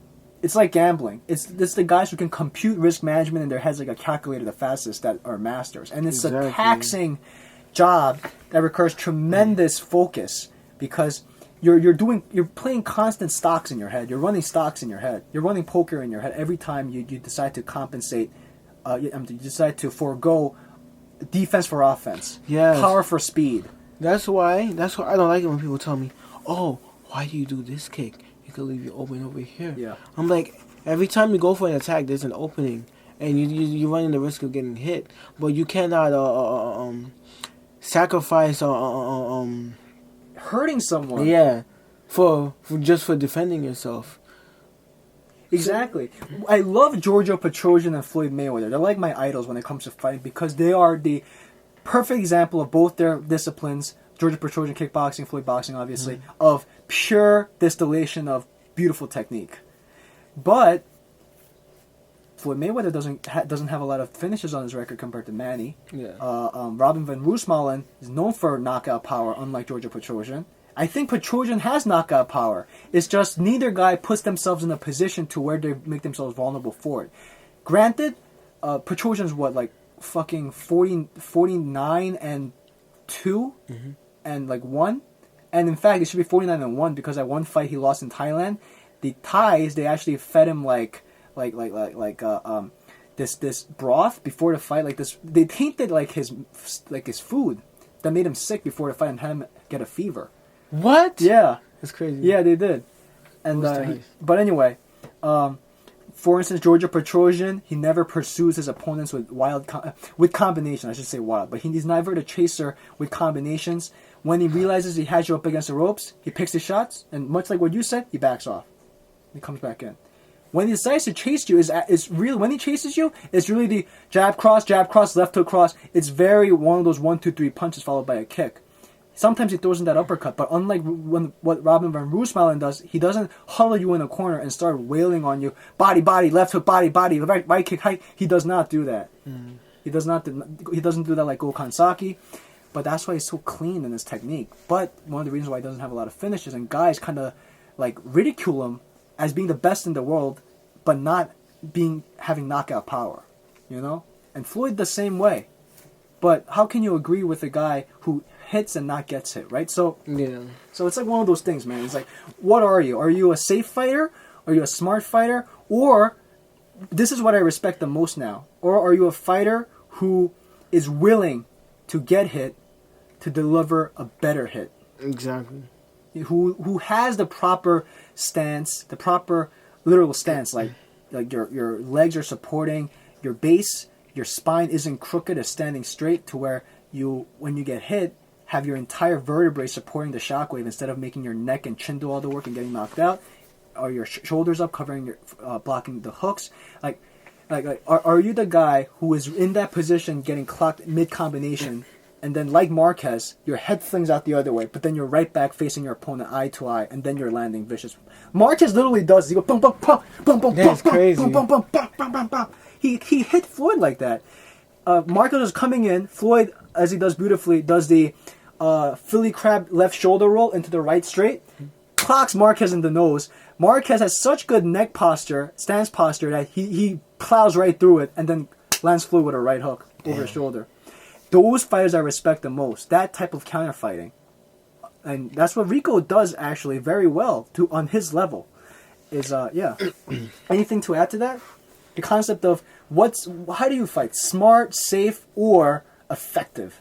I think in the beginning, psychologically, I was let me fight safe. Yeah. And then when the fire's on me, then I start fighting effectively. Yeah. But in the beginning, I'm not thinking, oh, I'm ready to get hit. I'm thinking, okay, how am I going to hit this guy without him hitting me? Yeah. Until I get hit, I'm like, okay, I'm going to get hit. Let's do this. Yeah. I used to think the same way. And in fact, to be honest, this sparring match I'm watching right now was really the first time I really let go of my inhibition of trying to achieve perfection. Like the truly great Georgia Petrosian and Floyd Mayweather, you know, when they fight, they're not trying to achieve like perfection or untouchability. What they're trying to achieve is really. When I watch Petrosian fight, especially, I see hyper focus, hyper tension. Like literally, every muscle fiber is ready to counter and dip and move. It's not like he's trying to avoid your strikes. It's an active defensive measure. He's not gonna like wait too long, be too lazy, be too hesitant to slip his head to the left. He's gonna be so focused on his surroundings and you that he's going to react to it a split second before you. It's active, like always focused, eyes on the target, and that's what I also want to talk to you about. Do you think you're a reactive fighter, a proactive fighter, and do you see the benefits and detriments of either?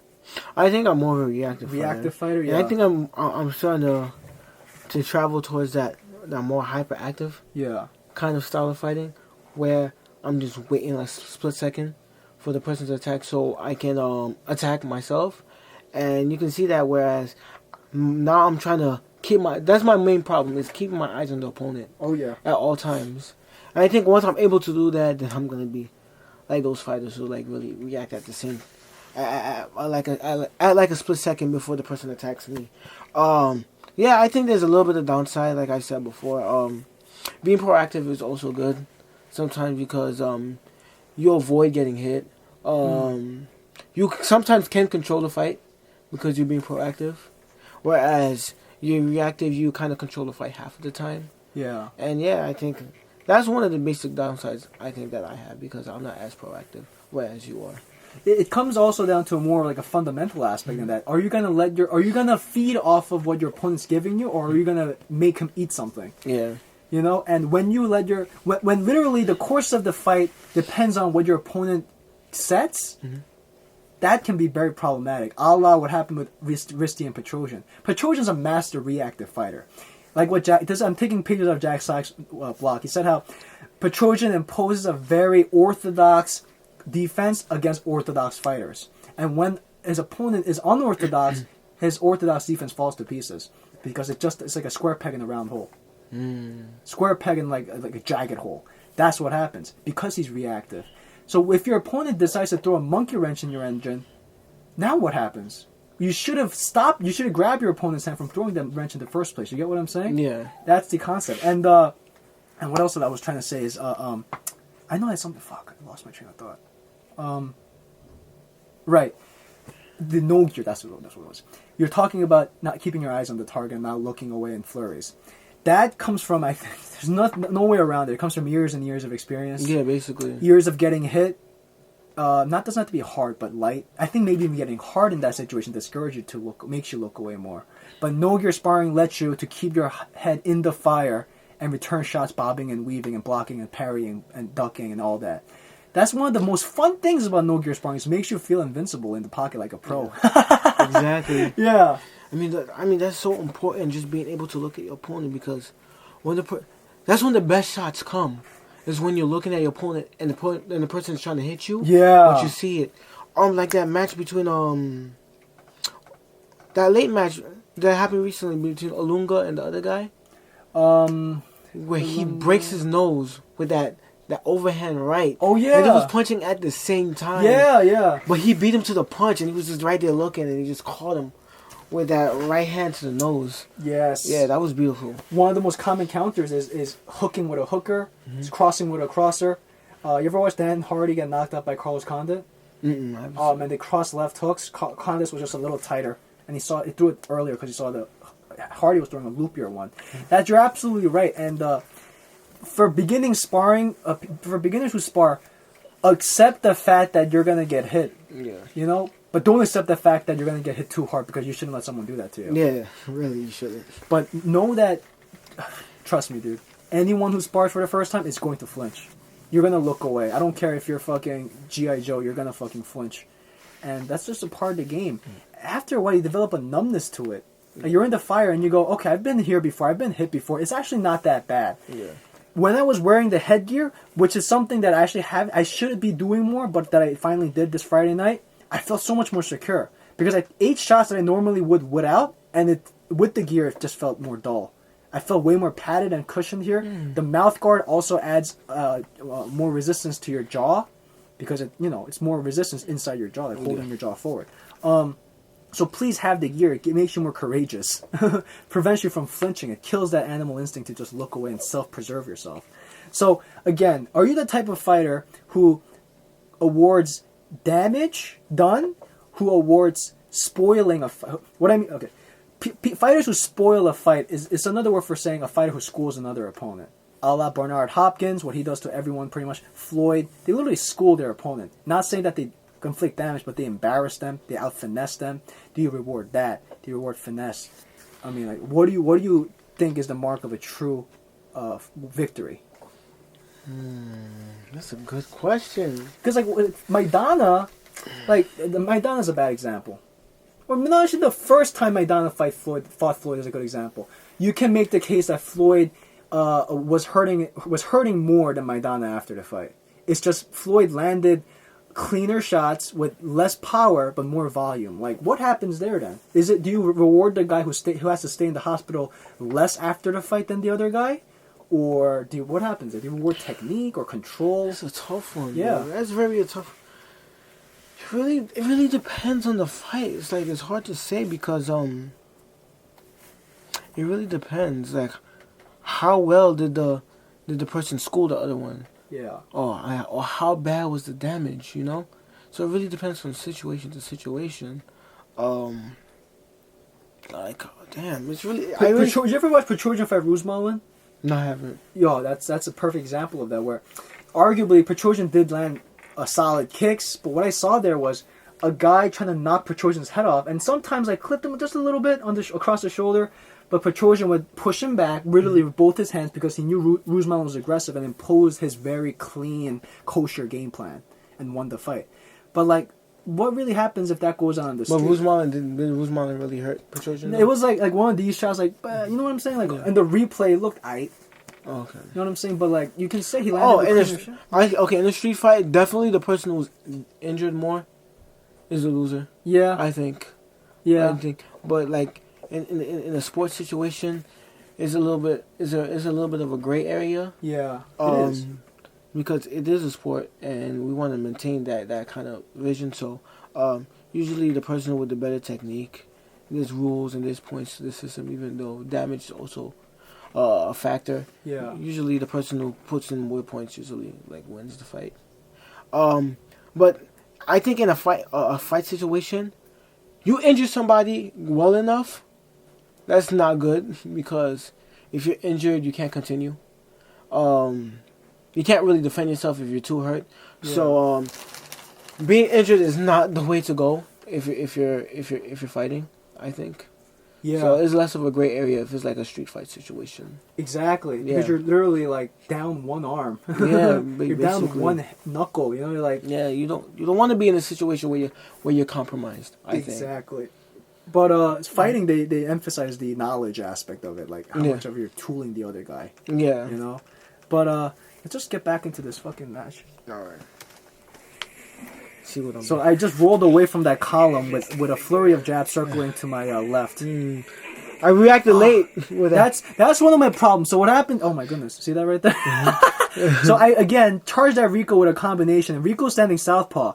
So Rico and I drilled this. One of the best ways to counter a southpaw is actually counterintuitive to what they always say in like fight commentary. Mm-hmm. They always say, as a righty, take your left foot and put it outside of your opponent's right lead foot against the southpaw so that you can crack him with that right down the pike. Mm-hmm. But you have to realize that your opponent, your lefty's been aware of that tactic his whole career. He's not going to give up that easily. And when he does, he's going to have counters off of it. So what you do is you take the inside angle, where you take your left foot, and then you stick it literally in between your opponent's stance. What I try to, right there, see that? Mm-hmm. I try to do that right there, and I'm taking a big plunge deep, and I'm trying to... Did you do that consciously? I did that consciously. Damn, bro.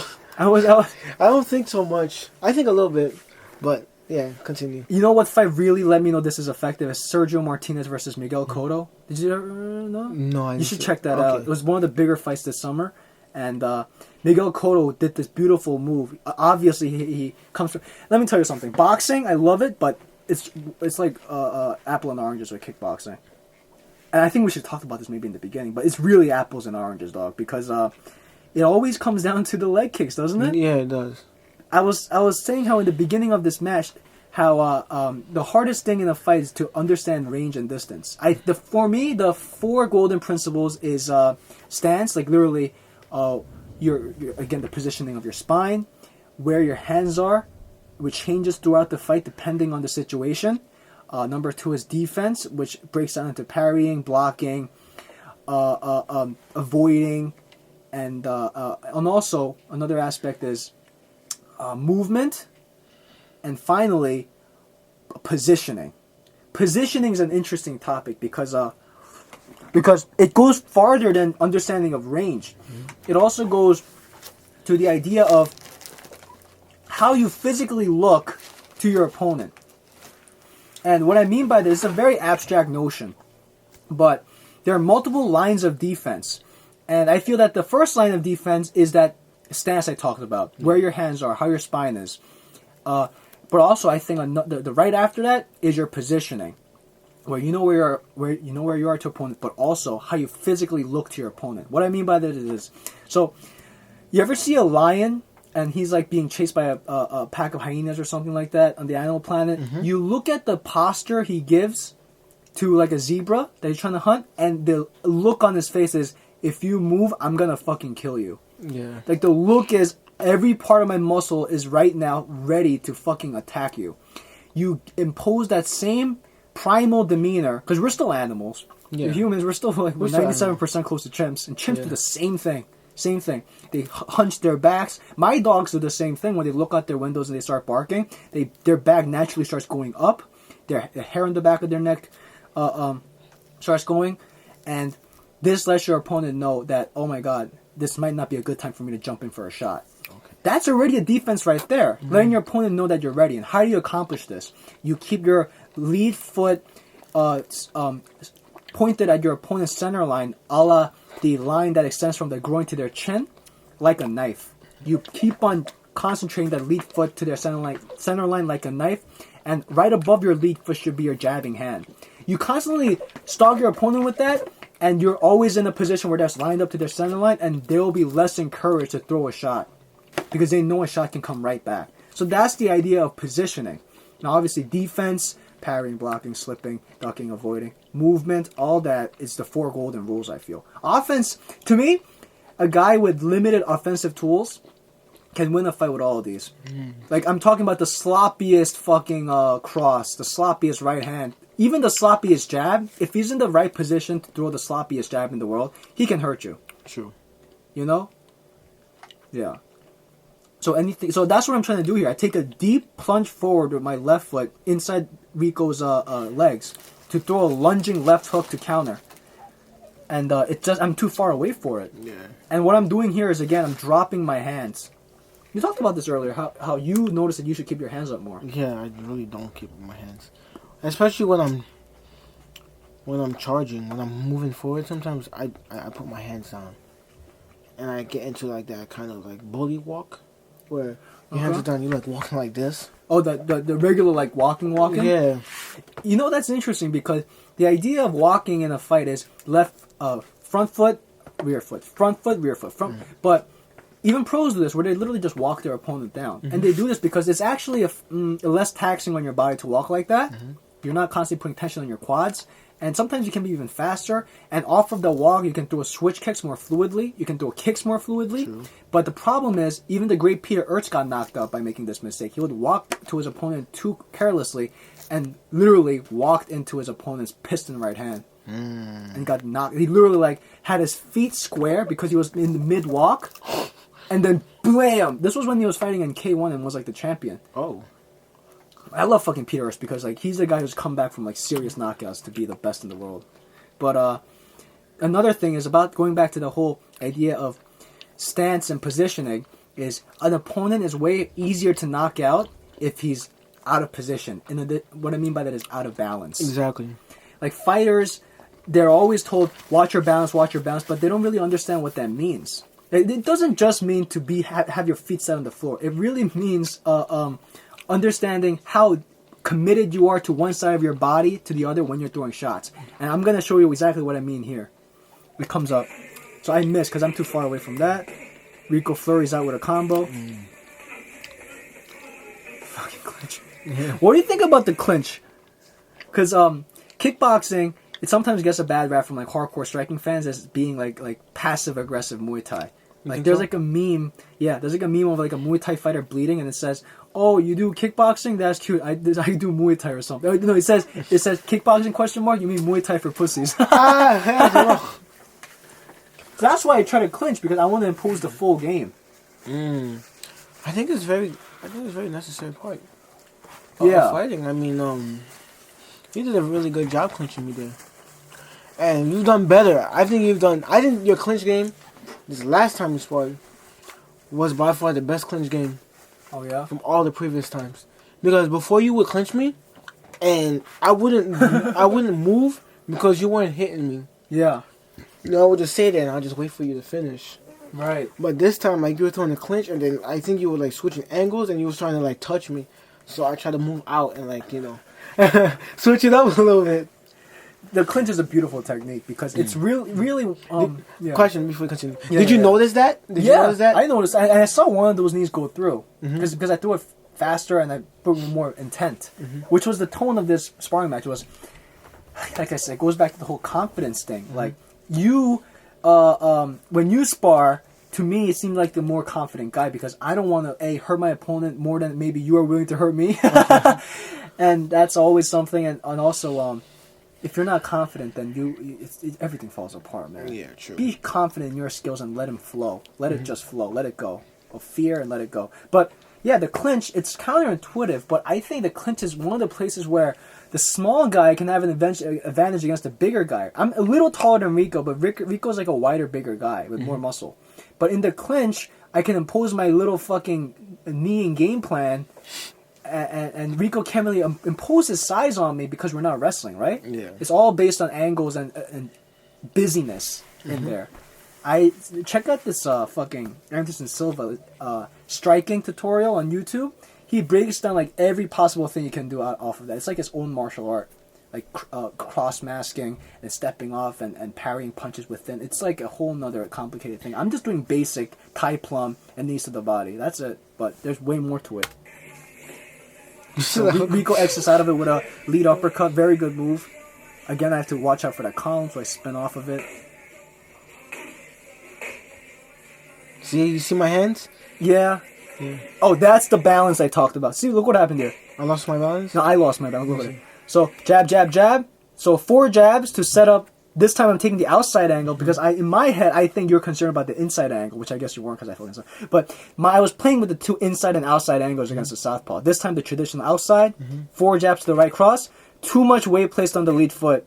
And then when you counter with a jab, look at that shit. You know why? Because I didn't have my weight put on both feet. I committed too far onto my lead hip, which is not the way you throw a powerful right straight. And maybe this will be the one video we shoot tonight, but the difference between a power right and a soft right is literally how much weight you put on the lead hip. And I'll emphasize this later in the video, but the idea is this. I'm standing up right now. This is the common idea. Even pros, I've seen, I might even say Georgia Petrosian does this. This is the soft right. Right here. And then you. So what happens here? All my weight's on my lead foot, right? Exactly. What happens then is that the twisting motion the power of the twist that generates from the rear foot gets lost, and it all becomes about the throw. It all becomes about the throw. It's not about a throw. It's about a twist and a push. It's not a throw like a baseball. It's a throw. It's a twist and a push. The thrust. It's totally different. It's not a throw. It's a thrust. So this is the soft lead where I have all my weight on the left. This is the power right. What happened there? No weight displacement on here. Head. That's it. That's it. It's so much faster, so much more economical. That's it. Everything, if this is a center line, everything's on this side now. That's it. It's not this. Even the retraction is slow.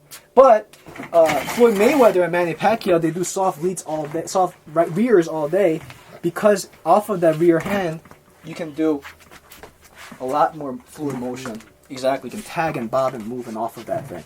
But again, bad habit. If you're gonna throw 4 jabs, you should follow that with a power right instead of a soft right. So again, I'm off balance. Rico pushes me back with a jab, and then the left high kick comes by him. Oh god, fuck that. My stance is terrible. I'm tired here too. I'm getting gassed out, so my hands are going slower, slowly dropping.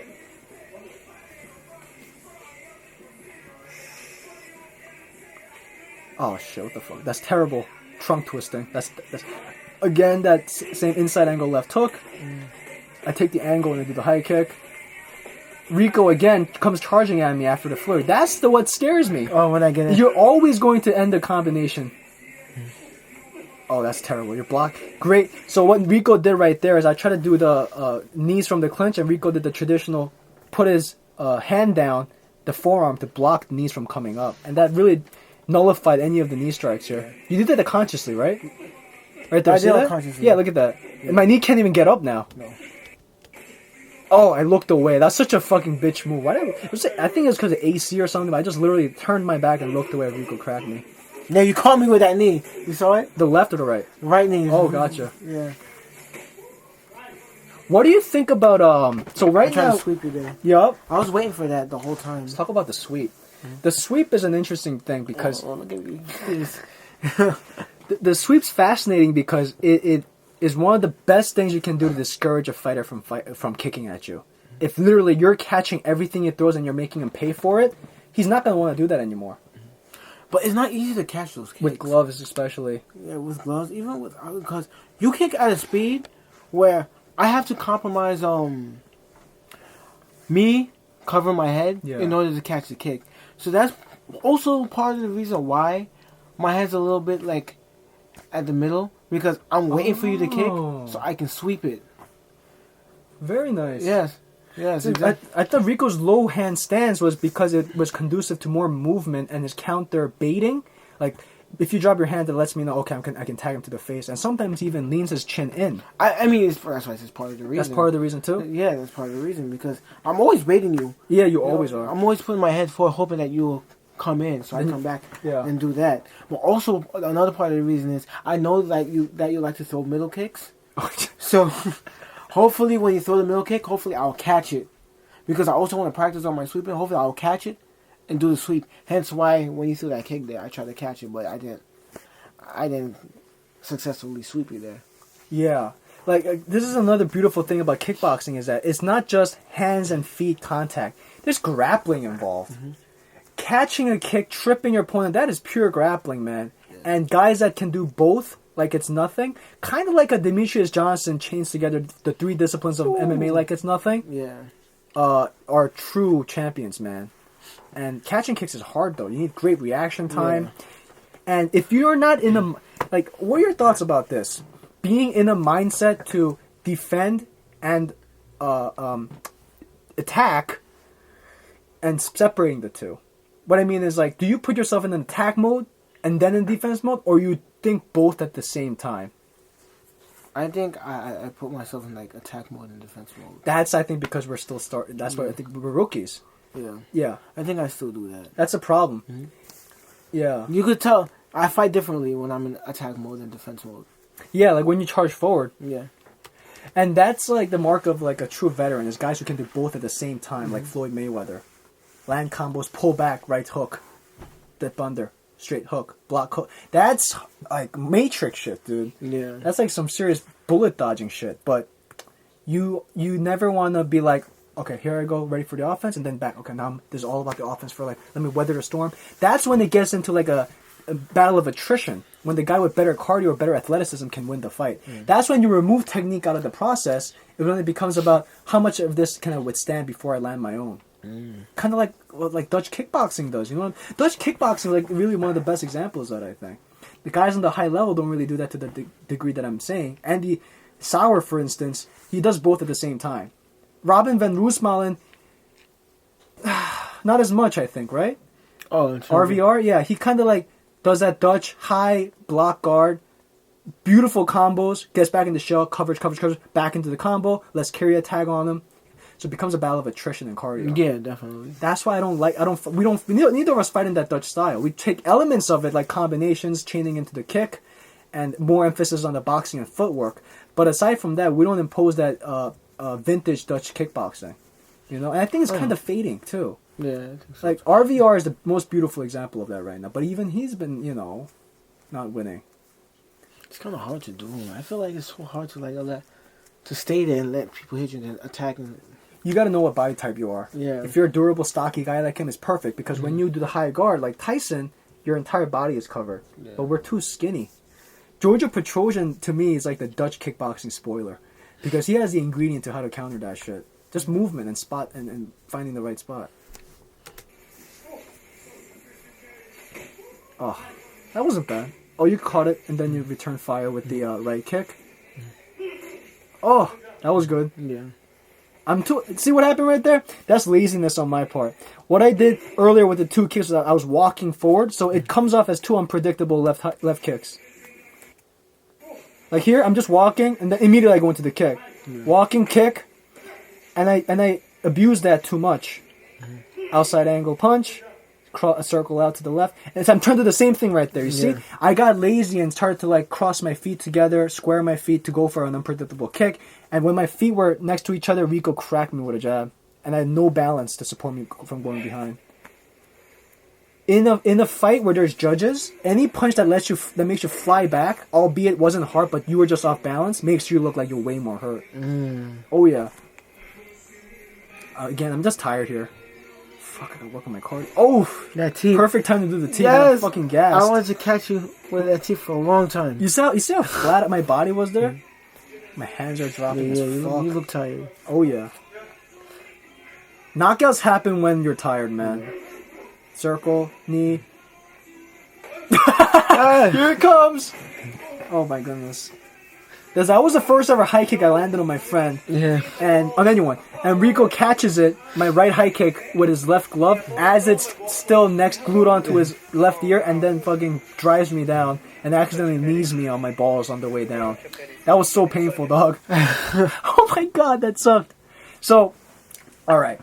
Biggest lesson I learned this semester in sparring is that kickboxing and boxing is 2 different things. I'm such a big fan of boxing that I watched so much boxing that I think the same footwork and same approach is going to work in kickboxing. Meaning, that long jab boxers love to throw with a deep penetration? You can't do that so much in kickboxing because you get kicked there all the time. And also, after you get kicked, now you're in position to get hurt even more. Boxing, there's really, I think, 3 ranges. Maybe 4. The first range is jabbing range. The next range is jabbing, the straight punching range, and long slap hooking range. And then after that is a combination range where you can let everything go, even uppercuts. And then the inside dirty boxing range where Floyd, he puts his forearm down on guys' heads to push their head down into his uppercut. He braces their chins up with his forearm to set them up for a hook.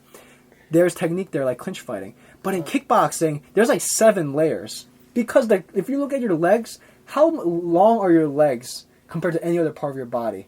That's like a spear compared to a dagger that you have. Yeah, definitely. So that adds so many more dimensions and layers. So you have the teep range, the outside kicking range, and then after that you have there's so much more. And then as a boxer, if you try to approach a kickboxing fight like that, guess what? Now you have to cut through 3 layers of brutal kicks to land your just outside jab. True. So you can't think like that, man. And also, I'm not sure if you feel this, but I really felt this last time, where I felt more defensive with my feet just as with my hands. I felt as defensive with my legs as with my hands, meaning my legs were ready to always go up and check. Because I've been so focused on hands, I would just brace kicks, which is a defense for it, but much like rolling punches, like getting hit and rolling your chin through it, not the most nuanced defense. When you brace kicks, you get hurt. True. Yeah. Especially without the gear. Imagine taking kicks like that without the gear. Yeah. Oh, it will hurt you, even if you block it.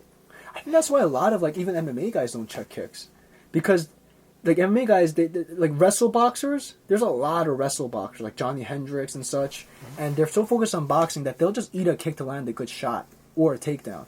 That's not smart, dog. Especially, and I'm surprised guys are still doing that after they saw the devastating effects of a knee, especially leg check against from Chris Weidman against Silva. Like, checks are brutal, son. And that's another thing is that, what are your thoughts on standalone kicks without setups? Do you think there's a place for them? Standalone kicks without setups? Yeah, like individual kicks without setups. I think so. Like pot shotting kicks? You think so? Yeah, I think so. And man, I still have nightmares of that leg snap from Spong and such. Because he did, that wasn't really... What do you think of when you think standalone kicks, like standalone kicks to the leg? Yeah, like to the leg, kick? to the body, really anywhere, but Yeah. most of the time it would be the leg because that's the closest target. Yeah, that's true. Yeah. Standalone kicks are tricky, son. Don't make it obvious. That's the thing. Just Yeah. don't make it obvious. Yeah. That's basically.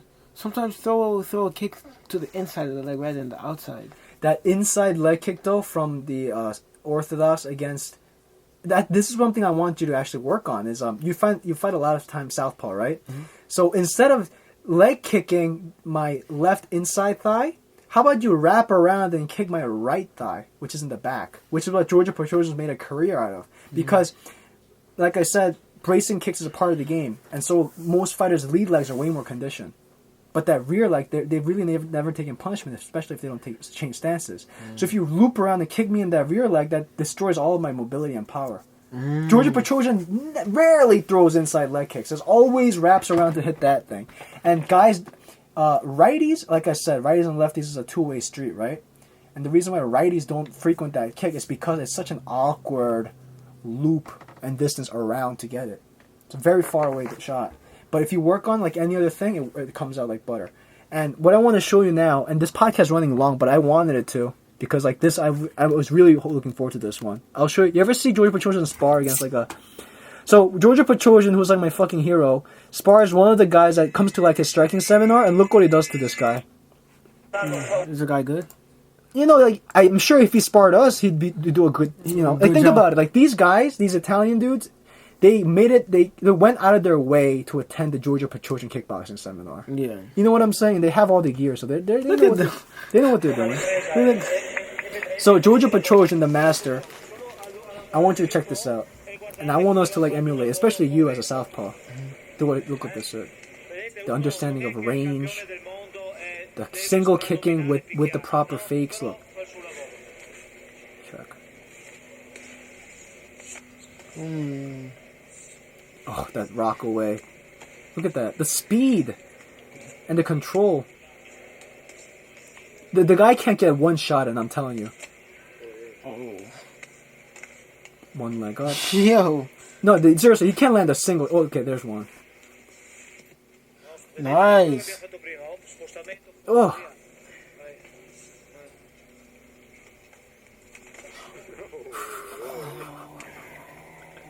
This is beautiful, man.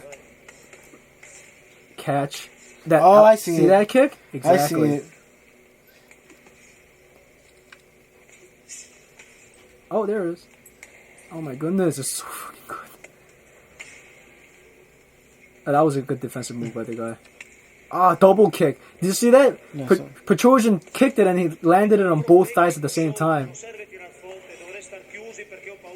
He's toying with him too, dude. Petrosian's going like 20% here. Yeah, he's going. Oh my god.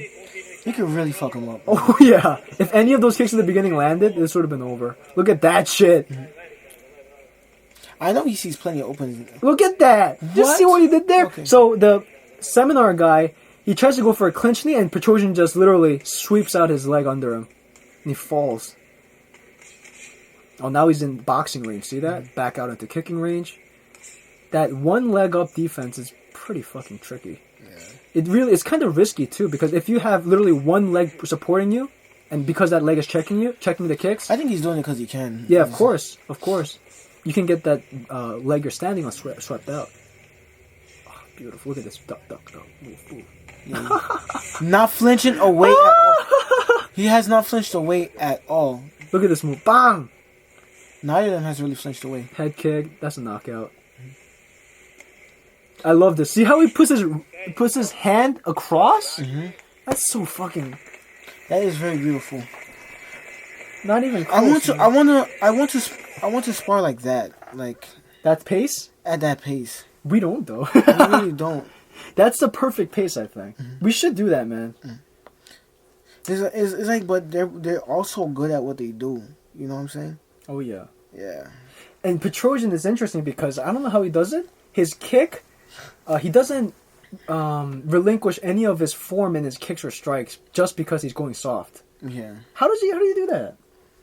I'm keeping the form even though you're going soft. Yeah, because I realize especially with kicks, I have to throw it with a little mustard on it for it to have that good hip turn and movement. But Petrosian doesn't need to have power to make it look nice. I don't know. I guess you stop yourself midway. That's control, dude. That's just You perfect really control. stop yourself midway to do the. So we saw Gokhan Saki just destroy Overeem in a sparring match a couple weeks ago. Compared to this, like, what are your thoughts on both sparring matches? Oh, Gokhan Saki was way more aggressive than Yeah. Petrosian. Well, then again, Gokhan Saki is sparring Overeem. And Overeem is a seasoned fighter. I don't know anything about this guy, but I'm assuming that he's just doing a clinic and just showing his technique, whereas Gokhan Saki is not only like showing his technique, but he's also, exerting himself because he's more competitive. I'm not saying he's not competitive, Yeah. but he's exerting himself on somebody who's competitive, and Yeah. and is also his peers. So I'm thinking that if Gokhan Saki was in a situation like that and sparring like an everyday person, I don't think he will go as hard Yeah. and scream and like hit him. Yeah. Because then I wouldn't want to be in that circle with Gokhan Saki. Having him hit me like that if he was going to do that. Man. This is really this is the way I look at it. We look at Georgia Petrosian like we want to be him, but if you think about it, if we were like Georgia Petrosian, it'd be a shame that we're in college. Yeah, basically. If you're as good as him, what the fuck are you doing in Stony Brook? You should be in glory. Yeah, true. So never look at your idols like, man, I want to be him. No, if you're him, then you're not you anymore. Yeah, that's true. And if you are you, that's wasted talent. Mm-hmm. It's always good to set your bar to paint like Picasso, but you realize like know yourself, know your goal. I know I'm never gonna fight that. I need 1,000,000 lifetimes. Maybe the next lifetime I'll pursue a kickboxing career. But the idea of pursuing greatness, there's nothing wrong with it. I love watching this shit. So, closing thoughts. We decided want to just like any closing thoughts on the sparring, and then we'll like wrap it up with a quick few minutes about the upcoming like news and shit. Closing thoughts. Spar to learn and do it because it's fun. Sparring is fun. Don't do too much. I think. Yeah. Don't try and hurt your opponent all the time, and drill. Guys, so we for a lot of the podcast we got into like the nitty gritty of the techniques and talking about like just nuts and bolts techniques. And for any of you who it's hard to grasp those ideas, do yourself a treat and go on bloodyelbow.com and hit judo chop or bloodyelbow.com MMA techniques, Fightland, and check out the blogs by Jack Slack. Because those guys opened my eyes to another prism of the striking game. Like, I had no idea it was that nuanced. For the longest time, I thought striking was like Dragon Ball Z, where it's all about unpredictability, speed, and power. No, dude. There's misdirection. There's setting traps, and then once you set traps, and after you employed them, next time, doing the same setup to the trap, but not pulling the trigger. Not pulling the trap and doing something. Like, it's like chess. It is like chess. It's like chess. It's like a language, dude. And there's game plan involved, which is completely separate from the game itself. From the chess game, there's a game plan to it, too. And then, of course, there's a physicality aspect, which just heightens everything and makes you world-class and elite. So, go into those forums, those sites, and do yourself a treat, because it gives you the trade secrets of these professional strikers that they don't expose to the public. Otherwise, they'll all be knocking each other the fuck out in the ring. Yeah. So, that's that. Let's talk about fucking, finally, Glory 18. David Kiria versus Robin van Roosmalen. I am pumped for this fight because... Who do you think is going to win? Because people are saying that Robin van Roosmalen is not who he used to be. And David Kiria... Just because he got knocked out by Risty, but Petrosian got knocked out. True. And I saw that fight RVR had against Murat Grigorian in Istanbul. The same card Spong broke his leg against Saki. And At first, I thought the judges really messed up the call by giving it to RVR. But watching it again, Robin van Roosmalen eked that out. Very close fight, but he won that shit. Really with his power. And power, dude, that's the ultimate equalizer. Yeah, It really is. Like, a guy with clean technique, when he gets cracked by a juggernaut, is the ultimate equalizer, dude. On the scorecards, there's nothing that compensates for just raw power. true. So right now we're watching David Kiria pull his Rocky story win against Andy Aristi.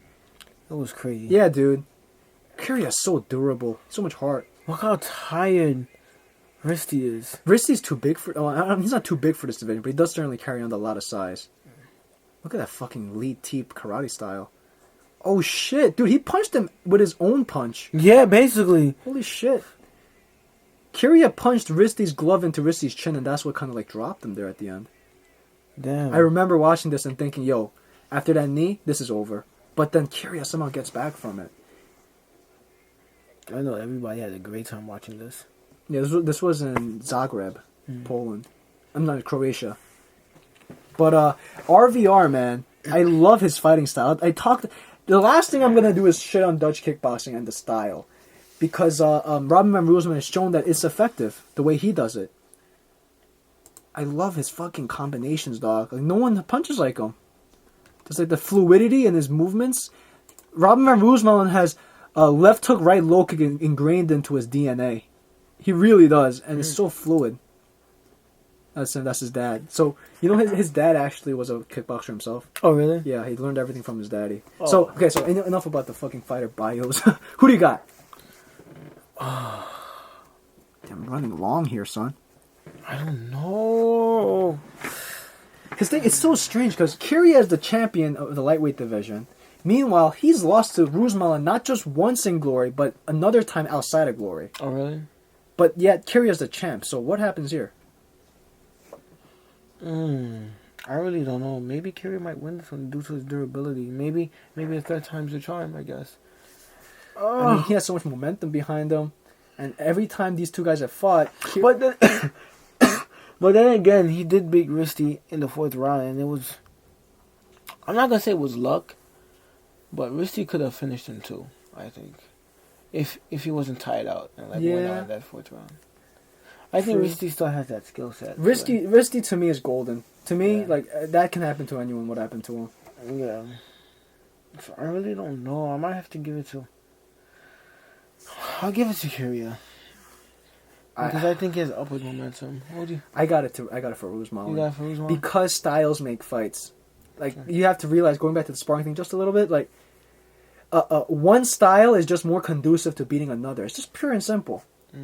Like sometimes rock paper scissors, man. Pick your poison. You know what I'm saying? Roosmalen's style is perfectly designed to beat Kyria's. Kyria is a naturally aggressive fighter, and then he's willing to get into those Dutch kickboxing exchanges with you. And you're not gonna do that. You do that against a guy who's been doing that since he was a kid in Holland, in Amsterdam.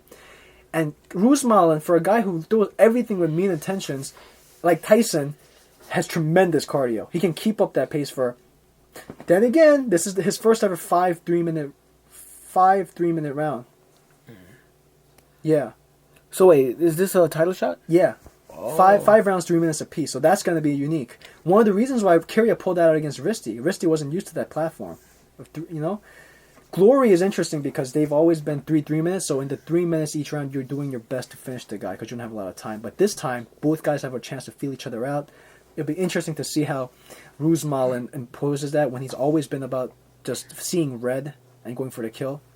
Well, that might add a big factor. If Roosmalen doesn't come out as aggressive to prolong his potential, the potential of the fight going long, you know? Interesting shit. Yes. But as long as Glory has an event line, though, I'm happy.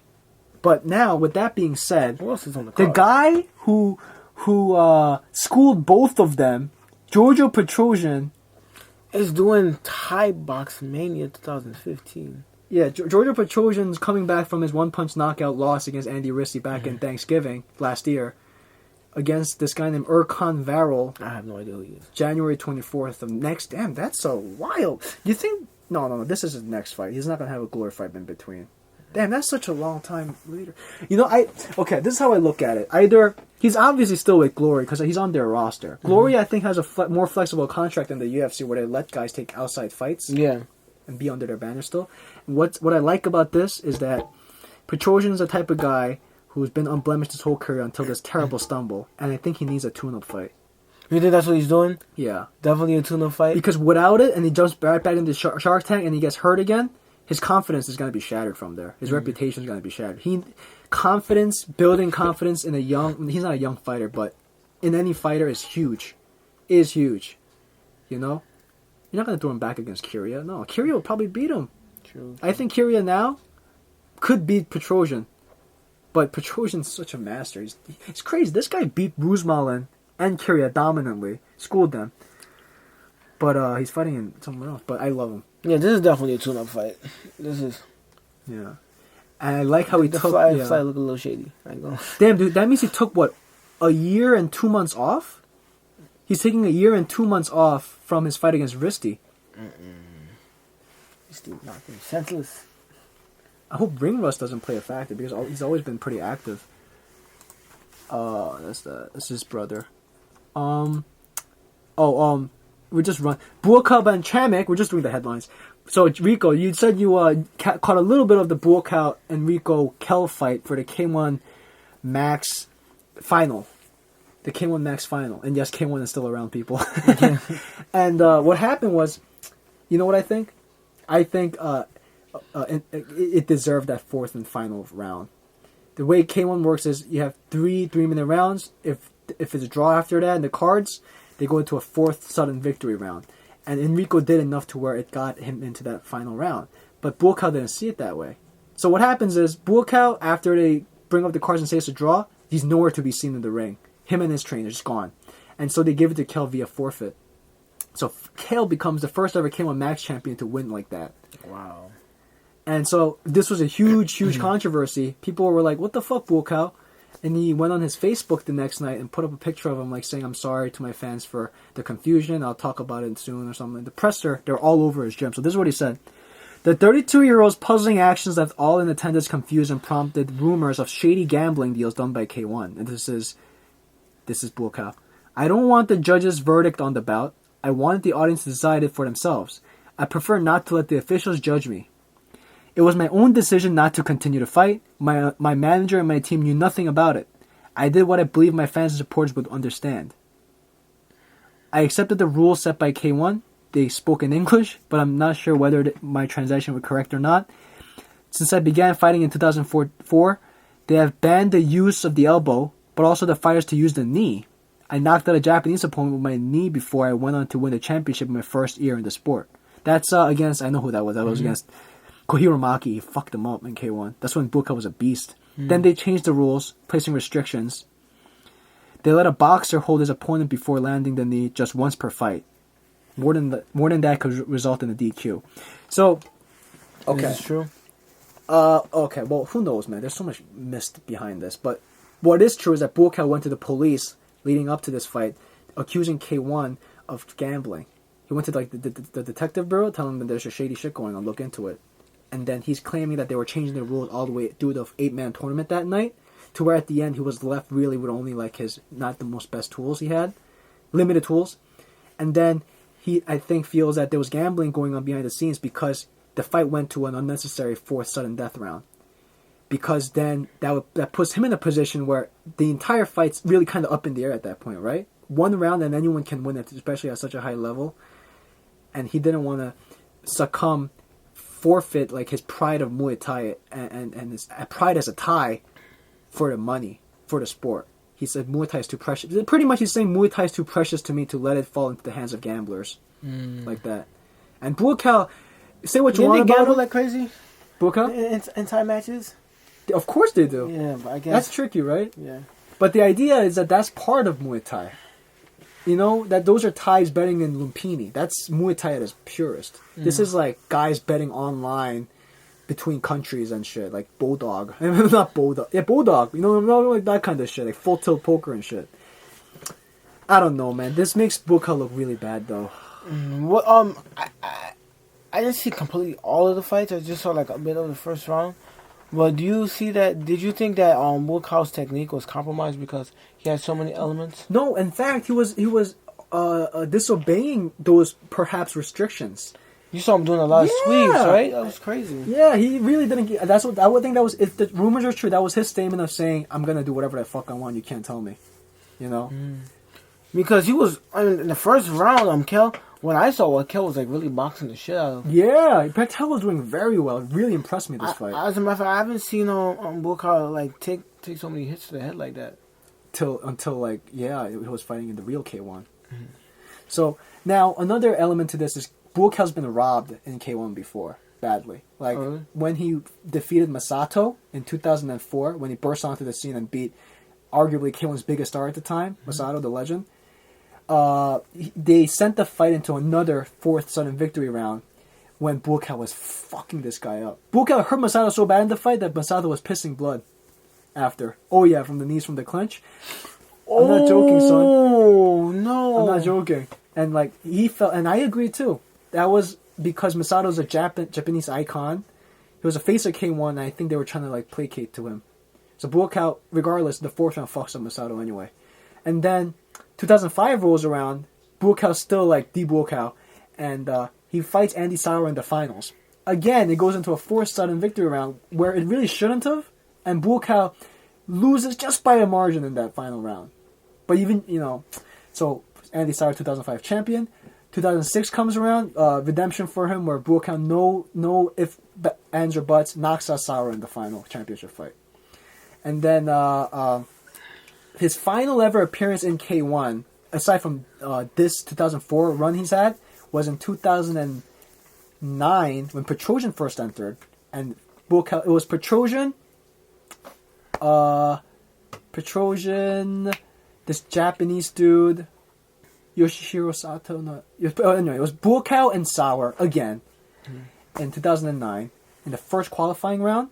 Buakow beat him. Buakow beat him in the first 3 rounds again. They sent it to a sudden death match. Buakow loses that round and loses the fight. Damn. And after that, I think Buakow was just had it with K1 and didn't come back to 2014. Why doesn't he just come to glory?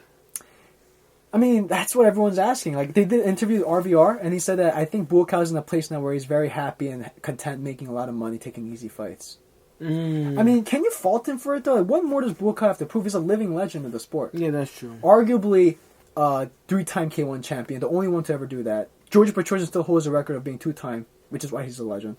But Buakow, Buakow, in my opinion, is responsible for making Muay Thai so popular in the world today. He's one of the key contributors of that. And putting Thailand on the map like this. One of the first Thais to say, I'm not going to fight against my own people. I'm going to get out of the stadiums and show the world against these Westerners what real Muay Thai is. And that's exactly what they did in K1. So what are your thoughts on that? Balancing quality of life versus the thrill of the competition and glory, I guess at a certain point in your life, I guess you do have to slow it down and not burn yourself out. I guess you're right. He's at a point in his life. He's doing well. I'm just giving Rico some juice. There it is. Oh, there's Michael. He's doing well. I have a little bit of water. Fuck it. And what else is there to prove? Like you said, 3-time K1 champion. Arguably 3 times. Arguably. Yeah. So what's and he's 32 years old. Yeah, he's really. Oh man, that's really. Like what's the point to go and get hurt and what you call it in arenas such as Glories? Glory is that's the Shark Tank, man. Yeah, but then again, it's also not fair that he's being taken advantage of. Yeah. And that's why I said why doesn't he come to Glory? Because I don't think he'll be taken as much. I don't think he'd be taken advantage of if he joins Glory. Yeah. Whereas he is being taken advantage of over here. Another wrinkle to this is K1's had thank you, buddy. Rico is enjoying the pear cinnamon cider right now. Mm-hmm. So K1's had a string of financial issues. They pretty much disbanded after they barely put together the 2011 tournament. Barely. And that was a great tournament though. That was a legit K1 tournament. It was, who was in it? Myrtle Groenhart, who was the champion. In my opinion, the most dominant K1 Max streak to the championship. It's so fucking... It knocked everyone out in the championship. No. Myrtle Groenhart, Arthur Kashenko, Mike Zambitas, Andy Sauer, Yasuhiro Kito. That's a real tournament. And that was 2012. K1 just disappeared off the face of the map. They couldn't get their funds together or the money or the time to set up a tournament. They're just gone. 2013, same deal. Nothing. Now it's 2014. So 2 years of like serious money problems, getting new like founders and companies involved. To where it's not even called K1 anymore. It's called like K1 Global Holdings or something. So what does that let me know? That maybe gambling is one of their ways that they make a lot of money. Probably, yeah. And they're trying to survive off the back of Buakaw. I was so pumped when I heard Buakaw was fighting for K1, but then I realized, dude, it's not K1 anymore. You know what I'm saying? It's Glory now. Yeah, it's Glory. And all the K1 legends are either too old or retired. Sauer actually was in this tournament, but he unfortunately was robbed of a decision and couldn't qualify. K1 was hoping to set up a Buakaw Andy Sauer fourth rubber match, I think, by carrying this tournament, but their plans fell apart. But then again, Enrico Kell earned every bit. Crazy to think Buakaw just like 3 months ago beat the fuck out of Enrico Kell in full Thai rules in Thailand. Do you know that? Oh, he did? Yeah, full Thai rules and max Muay Thai. Buakaw fucked up Enrico Kell in full Thai rules. Just elbows, cuts everywhere. Terrible. But then in K1, it's different. And Enrico's become a much better fighter since then. And arguably should have gone to the fourth final round. I don't know, man. So it comes down to really one of my childhood icons. I don't know how I feel about it. Like, Buakaw's been one of the proudest Thais, one of the proudest Muay Thai fighters. Always comes out with that flag like Captain Thailand. But at the same time, it's kind of unprofessional, dog. Like, people, not just in that stadium, who arguably are many of them gamblers, but like your fans in general. Yeah. You could have been the first ever third-time K1 champion, you know what I mean? Alright. We'll see where it goes from here. He's 32. I mean, another thing, he's been doing Muay Thai since he was 7 years old, man. Yeah, that's true. Final topic is UFC 179 next Saturday, October 25th. I am so pumped for this fight. Chad Mendes versus the champion Jose Aldo. Who do you got in this, man? Aldo. Yeah, I have Aldo. Even with Chad Mendes' new Bang Muay Thai? Yeah, I have to give it to Aldo. I think Aldo still has it. What do you think? Where is this? This is in Brazil. Fuck! They love doing that. Oh! Last time, you know what happened? Aldo kneed Mendes' head to fucking the next dimension. Ouch. That was terrible. I don't know, dog. I got Aldo. You know what I'm saying? Aldo? Like, Aldo, to me, he's improved steadily. He's improved steadily himself since then. Contrary to what's his name has been saying, McGregor. Oh, really? McGregor, I don't think I said anything about this match. What? No, McGregor, I think wants to fight Aldo more, obviously. I've been watching. You seen the post? I don't know if I saw the post fight between him and Poirier, but I seen a few interviews where he said that they asked him, how does he think he fares up between either of them? He said it don't matter. He's gonna whoop both of them. He said that. He said that Aldo is not improving. Aldo's style is more of like maintenance, and his body's deteriorating. And he said that Mendes should really fight at a lower weight class. He said he's a 5'6" little bodybuilder. He calls him Chad Mini Mendes. Chad Mini Mendes. Chad Mini Mendes. Ain't got shit on me. Basically, he said that.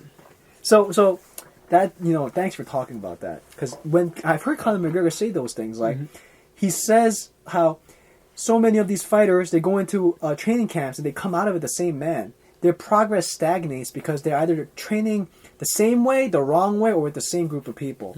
And Conor McGregor, look at him every fight, does always something different. Hook kicks, crescent kicks. That's what really... When I spar someone, when I go into a training session on a Friday night, you know what really makes me anxious? It's not me getting hurt or me getting embarrassed. It's me coming out of it realizing, oh my God, I've improved nothing since last week. I get scared. Do you ever get anxious about that? A little bit. A little bit. Like I just try a new technique. Do something different than I've done from my last session. I think. I get nervous that I'm just gonna show to myself that I haven't improved at all in the 7 days. So you must get happy when I tell you that you improve. Oh yeah, we'll both do, you know. Yeah. Circle jerk. But that's the idea. Is that like, how do you again evolve as a fighter? In my opinion, it's not adding new tools to the toolbox. Not adding a spinning back fist. It's about taking the few tools that you have and perfecting them. Not just about how to throw a right hand properly, torque into it, but being in the right place to throw it. Throwing it not just as a lead punch, but also as an intercepting punch, as a defensive punch. Every nuance, angle, dimension to one of the few moves you have, maximizing it. You look at the best strikers in the world, from Petrosian to Mayweather, their toolbox is very limited. Petrosian, I can tell you in like one hand what he does. Jab, cross, left hook, right low kick. Never throws switch kicks. Isn't that crazy? Never throws switch kicks. Sure. Maybe once to the leg, but I've never seen him throw a switch kick to the body or the head. Really. An uppercut. There's no spinning back fist. There's even no... Petrosian doesn't throw body punches. Rarely throw... Like, the one time I saw him throw body punches was against Albert Kraus in K1.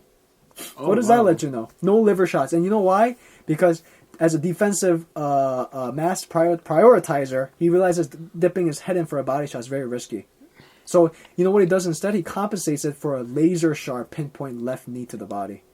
A standing long knee. So that's it. Petrosian's hurting weapon is the cross and the left long knee, jab to set up and left hook, and some kicks. That's very simple. Compared to, like, maybe someone like RVR. RVR is simple too, though, you know? RVR is simple. Every guy has a simple toolbox and at the elite level. Guess he's speaking the truth. You know? So... it's all about refurbishing and polishing. So when McGregor says that, I get really self-conscious about that. And I think he's right to a degree about Aldo. I said how he's improved slightly every camp. And that I'm really talking about his boxing game. He has a better jab. But aside from his physical athleticism, I think he's never going to get more explosive and stronger than that. Wrestling, you know, let's see how he defends Mendez's takedowns. Now, you know, McGregor didn't say it was how Mendez is just doing maintenance. Because this motherfucker is striking like a champ now. Oh. He's had five fights since the Aldo loss. 4 of them first-round knockouts because of Bang Muay Thai. Oh, wow. God, I wish I could join that camp. Like, Dwayne Ludwig, man, in my opinion, he's doing something special. They say he has notebooks. Like a maniac, where how every combo flows into another. He has notebooks. That's crazy. He has like a little playbook, basically. No, like a system. Oh wow! And you need a guy like that to make you creative and different. Look at T.J. Dillashaw, man. I'm so curious to see how he's gonna come out in his next fight. Yeah, because he looked. Now who's he fighting next? Do you know? Oh, no one wants to fight that kid. Dominic Cruz. Did you see what Dominic Cruz did did you see his comeback fight? No, I didn't see his comeback fight. It's too late now, but yeah, it's late. But fuck this guy. Takeya Miyazaki fucked him up. So that's that. We got Aldo in this fight. We'll definitely talk about it, but I love it when featherweights go to war. Glover Teixeira's making a comeback against Phil Davis. And then lineup after that, really the next big fight after that is UFC 181, boy. Everyone knows about it. Lawler. Yeah, Christmas season. Hendrickson, Lawler. Unfortunate because... Well, not unfortunate. Vitor Belfort was supposed to fight Chris Weidman. But Weidman got hurt again, so they replaced it with Hendrickson and Lawler for the title. And then a second title match, Anthony Pettis versus Gilbert Melendez. Oh, Lord. And then Travis Brown and Brandon Schaub. I don't know, there's 2 female fighters. So that's, and Faber's fighting on this. This is a stacked card. This is stacked. And then Pettis' little brother's fighting. He does have a little brother. Yeah. How is he? Sergio Pettis look at this kid. He's a bad motherfucker, He's a taekwondo fight also, right? He's fucking good.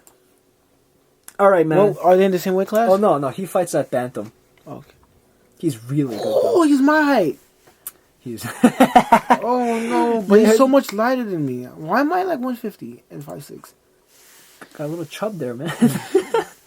You know how to cut that weight. Yeah. So, people, to wrap it up, I hope you've enjoyed this really comprehensive podcast. But we'll probably never do another one of these like these again. This was a special one. And I think this isn't the season finale, but it's like definitely the season benchmark. All right. You got anything else? Nah, B. All right. Here we go. When I speak, it freaks the sweat the technique.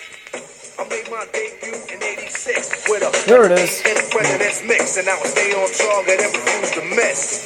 Peace out, people. See you in a few weeks. Cars and jeeps, or underground sound vibrates the street. MCs wanna beef, then I play for keeps. When they sweat the technique.